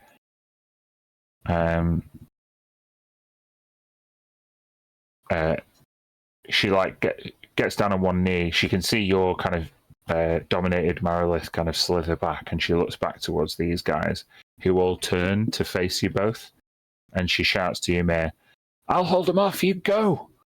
And she starts firing some crossbow attacks at these schleps, which both hit. So we'll roll damage. 2, 3, 4. Okay. That is enough to kill one of them. And not quite the other. Takes a little bit of damage. She needs to focus fire. Now it's the Brood Guard. This one is going to start coming. 1, 2, 3, 4, 5, 6. What can it do from range? The answer is a knout. So it's going to keep going. 1, 2, 3, 4, 5. Okay. This one's still frightened, but it can make it save. It's going to do. It's going to step back a little bit, and then it's going to make it save. Hopefully. Yes, it will succeed this time. Okay. Mia. Yeah. This Brood Guard, as Naeem's kind of shot off a couple of crossbow bolts, this Brood Guard with incredible speed has slithered up next to you. Okay. Horrible. As a reaction to that, or as an action, I'm going to cast Poison Spray at the one that's just slithered up to me. So it's got to make a con save. Okay, it fails the save. So it takes 34 poison damage. It does nothing. Cool. Then I'm gonna fucking run away. I'm gonna use Misty Step again to get 30 feet away. Okay. Salem, this is a bad time. Is he like flicking his little tail? 4, 5, 6. He's flicking his tail, but he's also like, oh, the little trackpad. Oh, I can help. Not helpful. He's nearly hung up on everyone twice. And then I will use my movement to keep going past this guy who's my pal. 3, 4, 5, 6. Okay. And that's it. Alrighty. The Mind Whisperer is frightened, but rather than run away, it's gonna. What's the range on Poison Spray there, Kirsty? You just cast it. 10 feet. Can't do that. Maybe it can actually, because it's not going to move closer. It can move in front of the Marylith and cast poison spray at you, Tisha. Make a con save if you would.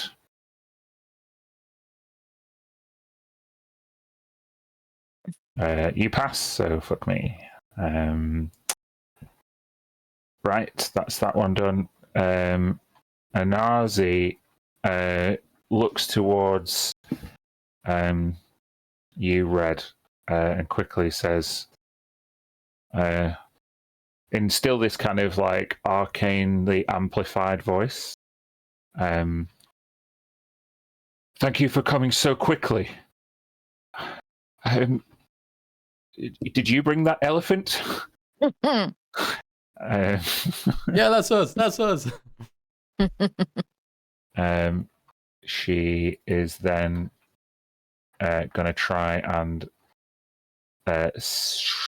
she's going to spell burn the Glabrezu.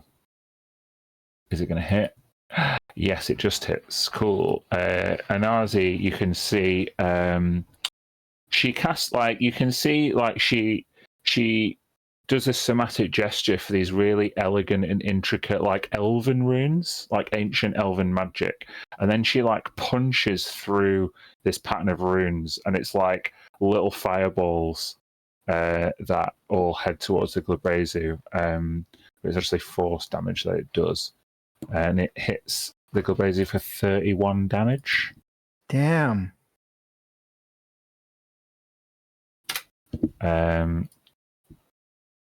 She'll probably take a few steps back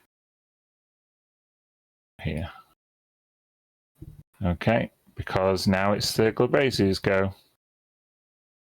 With Rena still in the pincer, it's got to use half its movement to get up. I'm going to say actually it's got to do a strength save to get up as well, or a strength check, because it's partially under an elephant, probably. Yeah, it's real strong though. So, Red, what you would see at this point is this 4-armed demon with 3 of its arms all in unison push an elephant aside and get up. It would then stride towards you with holding Rena in one of the pincers. It's going to try and grab you with the other one for a 24 to hit. Oh, yeah. So take 14 bludgeoning damage, and it picks you up. So now it has Rena and Red. It's going to punch each of you. It's going to hit Rena for 8 bludgeoning damage. And does a 16 hit you? Yes. Then take 9 bludgeoning damage, if you will.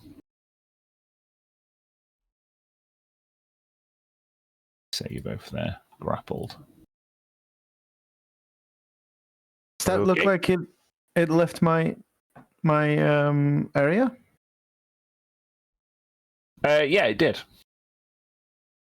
Okay, I'm gonna make the attack of opportunity at disadvantage because I'm prone. Prone, correct.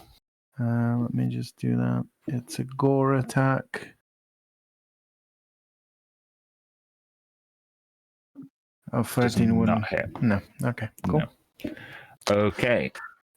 Now these schleps are coming after Nain. 1, 2, 3, 4, 5, 6. 1, 2, 3, 4, 5, 6. 1, 2, 3, 4, 5, 6. 1, 2. Nain is going to get a scimitar attack, which will hit her. 5 slashing damage.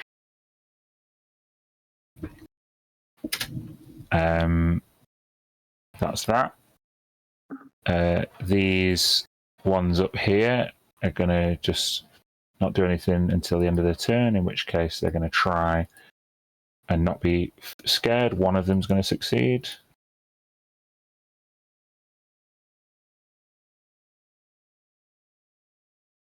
Okay.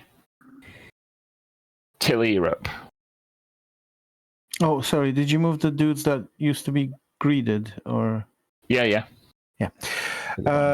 I will stand up. Have my movement given me 20 feet. How far am I? Is it okay to say I'm 20 feet away? I want to see if I can do trampling charge. It's kind of hard to do with a huge. Well, there is like these. You can see there's like barricade on the map. So it would be hard to do like a. Okay, it cool. would be hard to do a charge because it's All right. the snake around. So I just want to get up and then tentatively move that way. So I'm within the thingy. And this is going to be kind of weird. But I want to use my action as the elephant to make a grapple attempt on the Glabrezu. Okay. You're going to try and grab it in your trunk? In my trunk, yeah. Okay. Okay. So we've got to do a contested. Okay, I rolled a 1, but I'm going to re-roll that because I'm still a halfling at heart. 23. Okay. Oh, I critted for a 25. Ah, damn. Okay. I got a lot of crits today. I'm going to use my bonus action to ask my giant owl to do a flyby, which means she can go down, attack, and up without provoking an attack of opportunity. So flyby is a passive thing where she doesn't provoke attacks of opportunity, so she's just going to go down, attack, and move away. Yes, please, if I could. Yeah. She's got 60 feet. Yeah. So should be able to do that. She's not great at fighting, so that's not going to be anything great. But yeah, not with a 5. No. The owl flutters around the Glabrezu ineffectively with that. Fair enough. Is she flying away? Yeah, absolutely. Yeah. Okay, just take her away. End of your turn? It is. Okay. We'll start at the bottom again. 1, 2, 3, 4, 5, 6. So it's just chasing its friend and can't catch it. The friend doesn't even know it's like dominated. That's funny. It would still dash. 1, 2, 3, 4.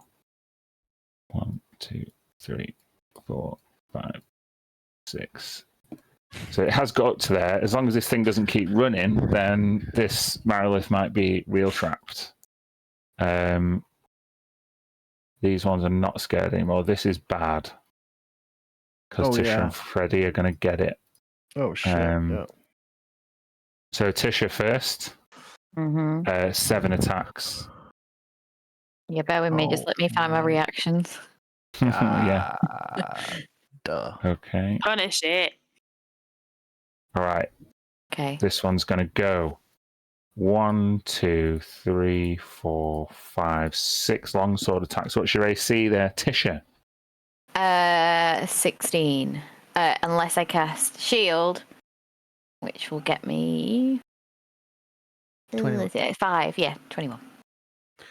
21. So the first one will hit. The second 2 will miss with shield. The fourth one is a crit. Oh no. The fourth one is a 27, and the other one misses. So we've got 3 hits in total, including a crit. Yep.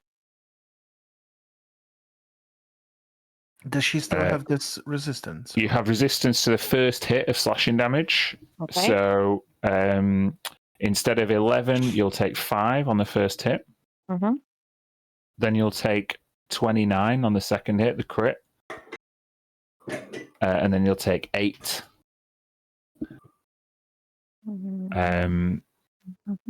They will then do the tail attack on you for 18, which will miss with shield. So 29, 8, and 5. Yeah. Same thing's happening to Freddy. 1, 2, 3, 4, 5, 6. He's also going to cast shield, which will take him 20, which means that only one hits. Oh, well done. He is resistant to slashing, but he's got to make a concentration check for this ability. So bear with me.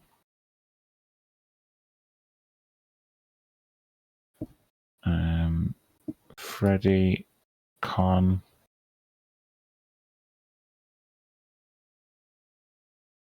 He'll succeed on the con save. He's still resistant to slashing damage. Or well, no, everybody else is who hasn't taken a slashing damage hit yet. Okay, that's the Marilith's go. Tisha, you are now surrounded, or nearly surrounded, by these horrific, scaly demons of your nightmares. What are you doing? Yep. Okay. She is going to spend 3 so she's going to turn to Freddy and say, "We have to get them all. They've seen me." And then she's going to go 3 sorcery points to invoke the most harmful protection instilled. Each creature of choice within 30 feet must make a Constitution saving throw. Lucy, what is this blood curse called? Blood curse of the malevolent.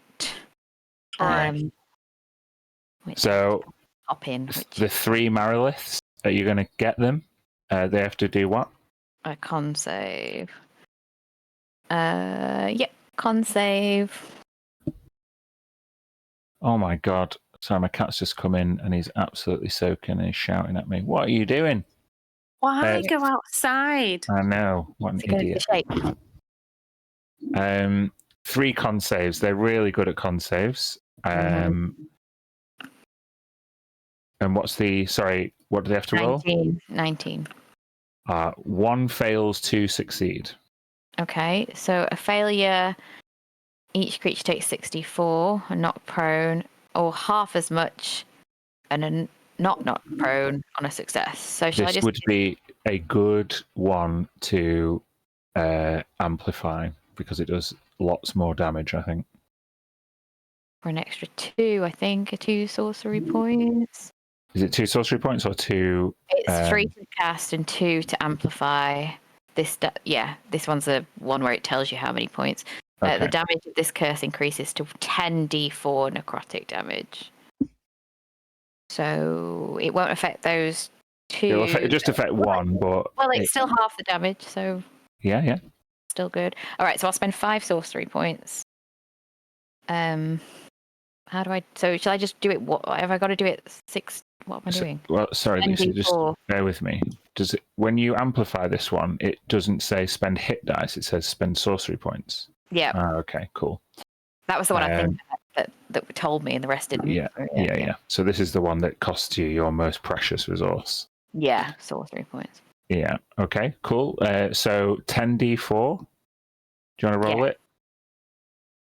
And is this going to affect everybody? We're just doing it once? Yeah. Okay. Oh, wait, how do I do 10d4? Just do it manually on the dice rolls. You can do 5d4 twice in roll 20. There you go. 25. So 25. So do you want to know, is the closest one to you going to take most of the damage, the one that fails? Yeah, go for it. Okay, so 25 off that one, and then 12 off the others. And that one closest is fallen prone. Okay. Prone.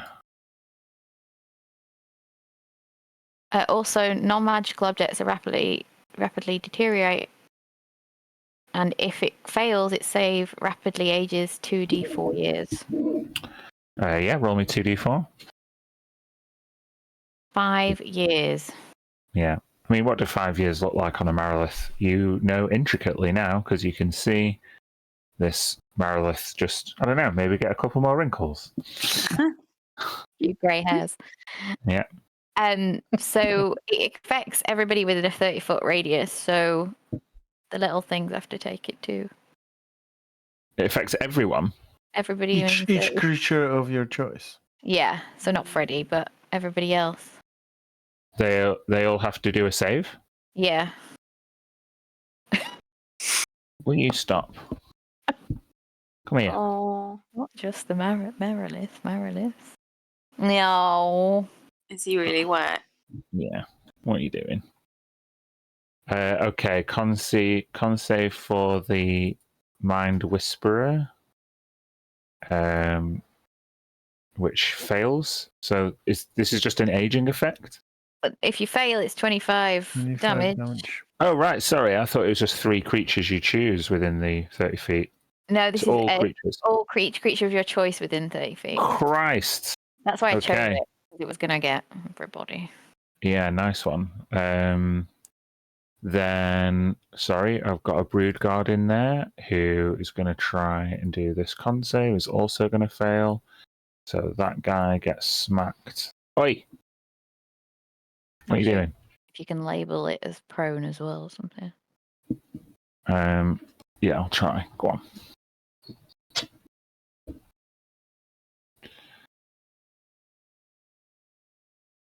Okay, hold on. That one's prone. This one's scared and prone. Christ. On the floor. Oh! Yeah. Useless prick. This one is prone. So many tokens. It's been a while. This was just bonus action, right? Yeah. Yeah, it was. Wow. Okay, This this is guy's bad. toast and this guy's toast.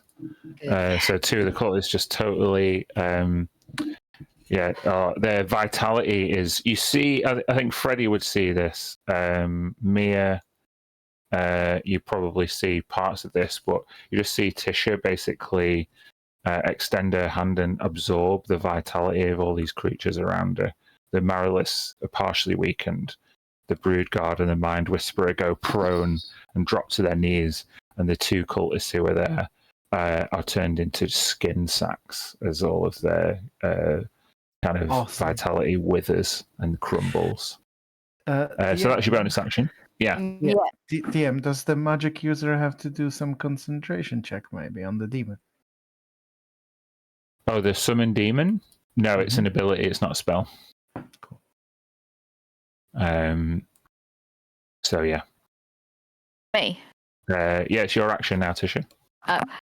Yeah, I'd like to the one that's next to me. It looks like it's gonna get me. I want to cantrip shocking grasp. Yeah, cool. You get advantage. No, it's not. No, you do get advantage. It's prone, yeah. It's prone. So yeah, that hits. 24, 15. Okay. Hold on 1 second. You see, as you reach down and try and curse, pulse this electrical charge, discharge it through this thing's body, the electrical damage kind of just crackles around them. It's not immune to lightning damage, but you feel it doesn't do as much damage as you would hope. Mm-hmm. Okay. End of turn. Yeah. End of turn. Okay. It's Freddy's go, and he doesn't like all of this. So Scale Rock didn't work either. He's going to do an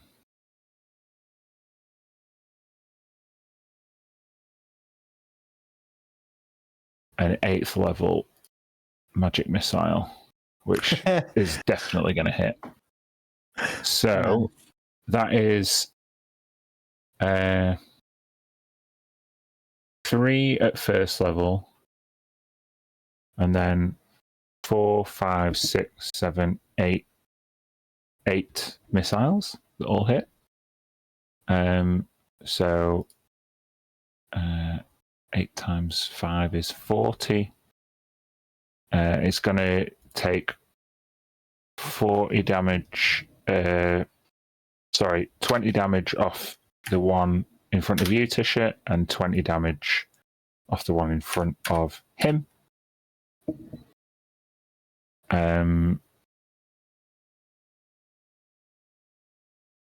What else can he do? Not a lot. Yeah. So I think he would shout out at this point, guys, we're in trouble. Red, you're up. Okay, so I'm currently grasped by this. Grappled by the Glabrezu. Grappled by the Glabrezu. Grappled by the Glabrezu. Grappled by the Glabrezu. Okay, so she'll scream like, "Get the fuck off!" And as she says "off" in a new Dragonborn form, I'm not done this yet. I'm gonna use. Can I put this in the description? Yeah, metallic breath weapon. Dude. So I can do this enervating breath, which is a con save, or they'll be incapacitated. So it's not a great save. It's only DC 17. Like I rolled a 15 with the Glabrezu. Oh, let's go. So it incapacitates him. So dude, hopefully lets us go. Yeah.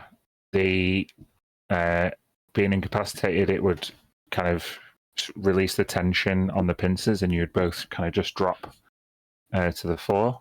Sweet. Not very far. So that's attack action. So yeah, probably like in a bit of like shock that actually worked, or just happened to like, whoa, shit. Just like sort of clamber back a little bit, and then I think we probably gonna use this other sorcery point.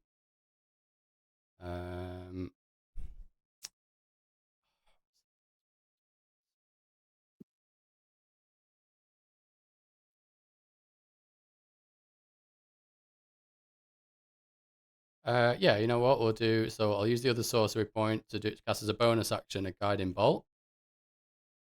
Okay. I will have like moved, like stumbled away. You know, yeah, backwards as it let go. If it's incapacitated, do you get advantage or anything? Is it not? I think so. Confused. Have I got my DM screen? Where the fuck is it? Every time we ask this. Yeah, it's that weird one where it's like can't take actions. Like not paralyzed. Incapacitated is just can't take actions or reactions. Oh yeah, so it doesn't. Straight roll, advantage. We don't get an attack of opportunity. Yeah. Okay, yeah. So bolt 23 to hit. It does hit. Nice. That's 32 radiant damage. Nice.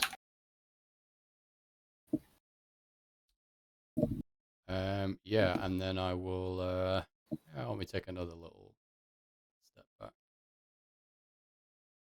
A bit closer to Anazi. Yeah, that's it. Okay. Then as you step back, Nain tries to escape. Oh, she's in trouble. These guys. I'm going to do some attacks. No. Can you hear him? Mm-hmm. Will you stop it? Yeah, both will hit. So this cultist is down, and this brood guard takes a bit of damage. She's gonna then fall back a bit. 1, 2, 3, 4, 5, 6. Bonus action dash. 1, 2, 3, 4, 5, 6. Getting up to Mia, kind of bringing up the rear, ensuring you don't get snuck up on Mia. It's the Brood Guard's go.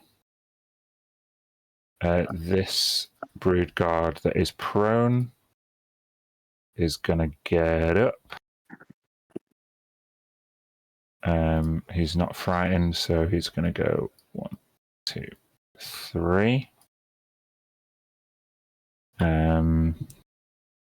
It's going to do a claw attack at Tisha for a 22 to hit. Yeah.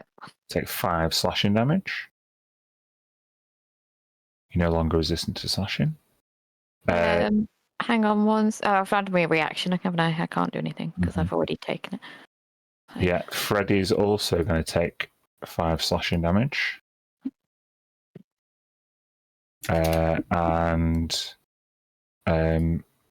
it's going to crit bite you, Tisha.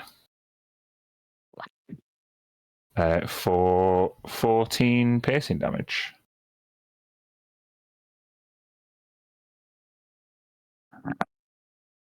Okay.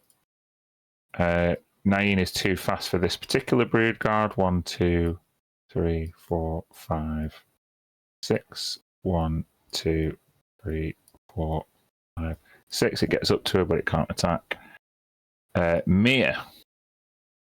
Yeah. I want to hop up onto this wall. I can. Yeah. And like wander off along it towards what's going on. And I see this guy. That one's prone. Yeah. It is a large creature, so it's not like it's totally obscured, but you'd have a better view of the other two, which are stood up in front of you. Yeah. Okay, fine. I'll go for the one that's attacking Freddy. I'm going to cast a 6th level Guiding Bolt. Cool.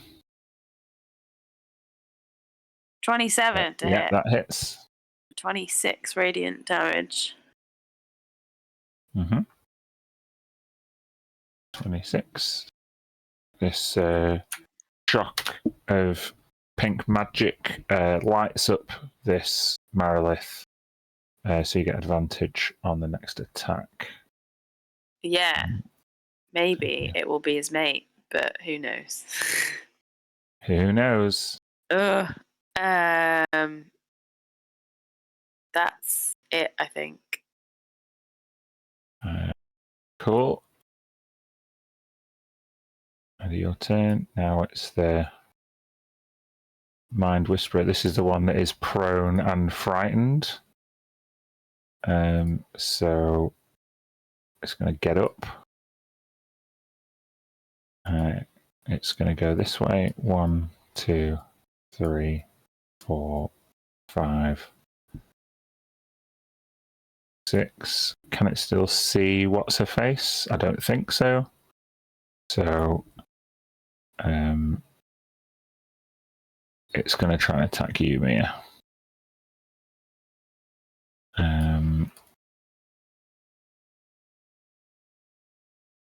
Alright, it can move there. Can go through its mate. Okay. So it's going to get a scimitar attack and a bite attack. Scimitar's not going to hit, but a bite might. 21. Yeah. Okay, bites you for 6 piercing and 5 poison. But I think you're immune to poison, aren't you? I am immune. So just 6 piercing damage for you. I'll roll con save. All good. Fine.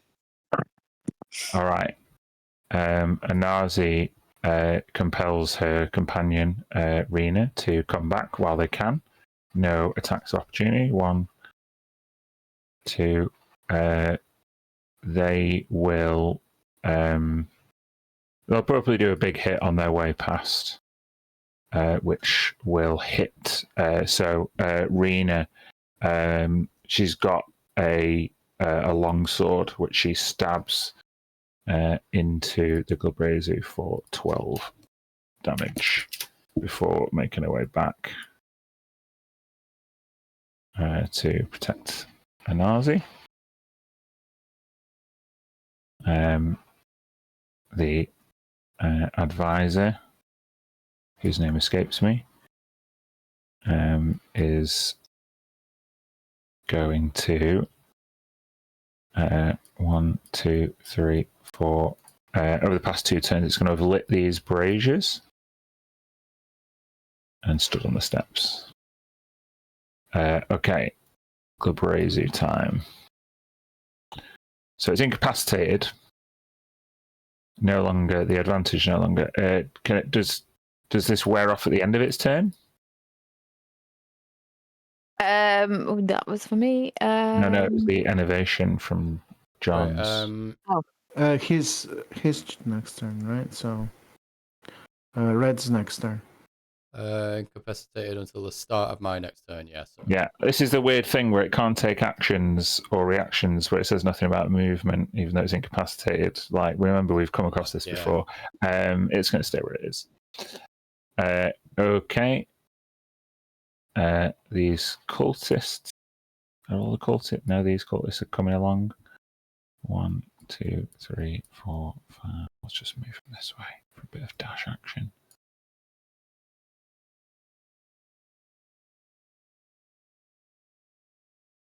Okay, Tilly, you're up. Okay. So Saying that actually is with it's the top of the round, and we're just about to get to 11 o'clock. Mm-hmm. And there's still a fair bit to do. It would satisfy me better. Do you want to do one more round, or you want to quit? Whatever you guys want. I'm fine staying a bit longer. I'd like to go to bed. Okay. That's one. Wasn't it there if we've got like still a good chunk left? Yeah. You definitely have. These Marilists don't look very tired. Just to remind everybody, this is going to be 5th. This is going to be 2 weeks from now when we come back to this. Yeah. Mm-hmm. Yeah. Mm-hmm. Yeah. Okay. Well, I'm going to buy myself or find myself a decent elephant token between times. But thank you very much for joining us. We're going to be off next week for a break. Back the week after. Till then. Bye-bye.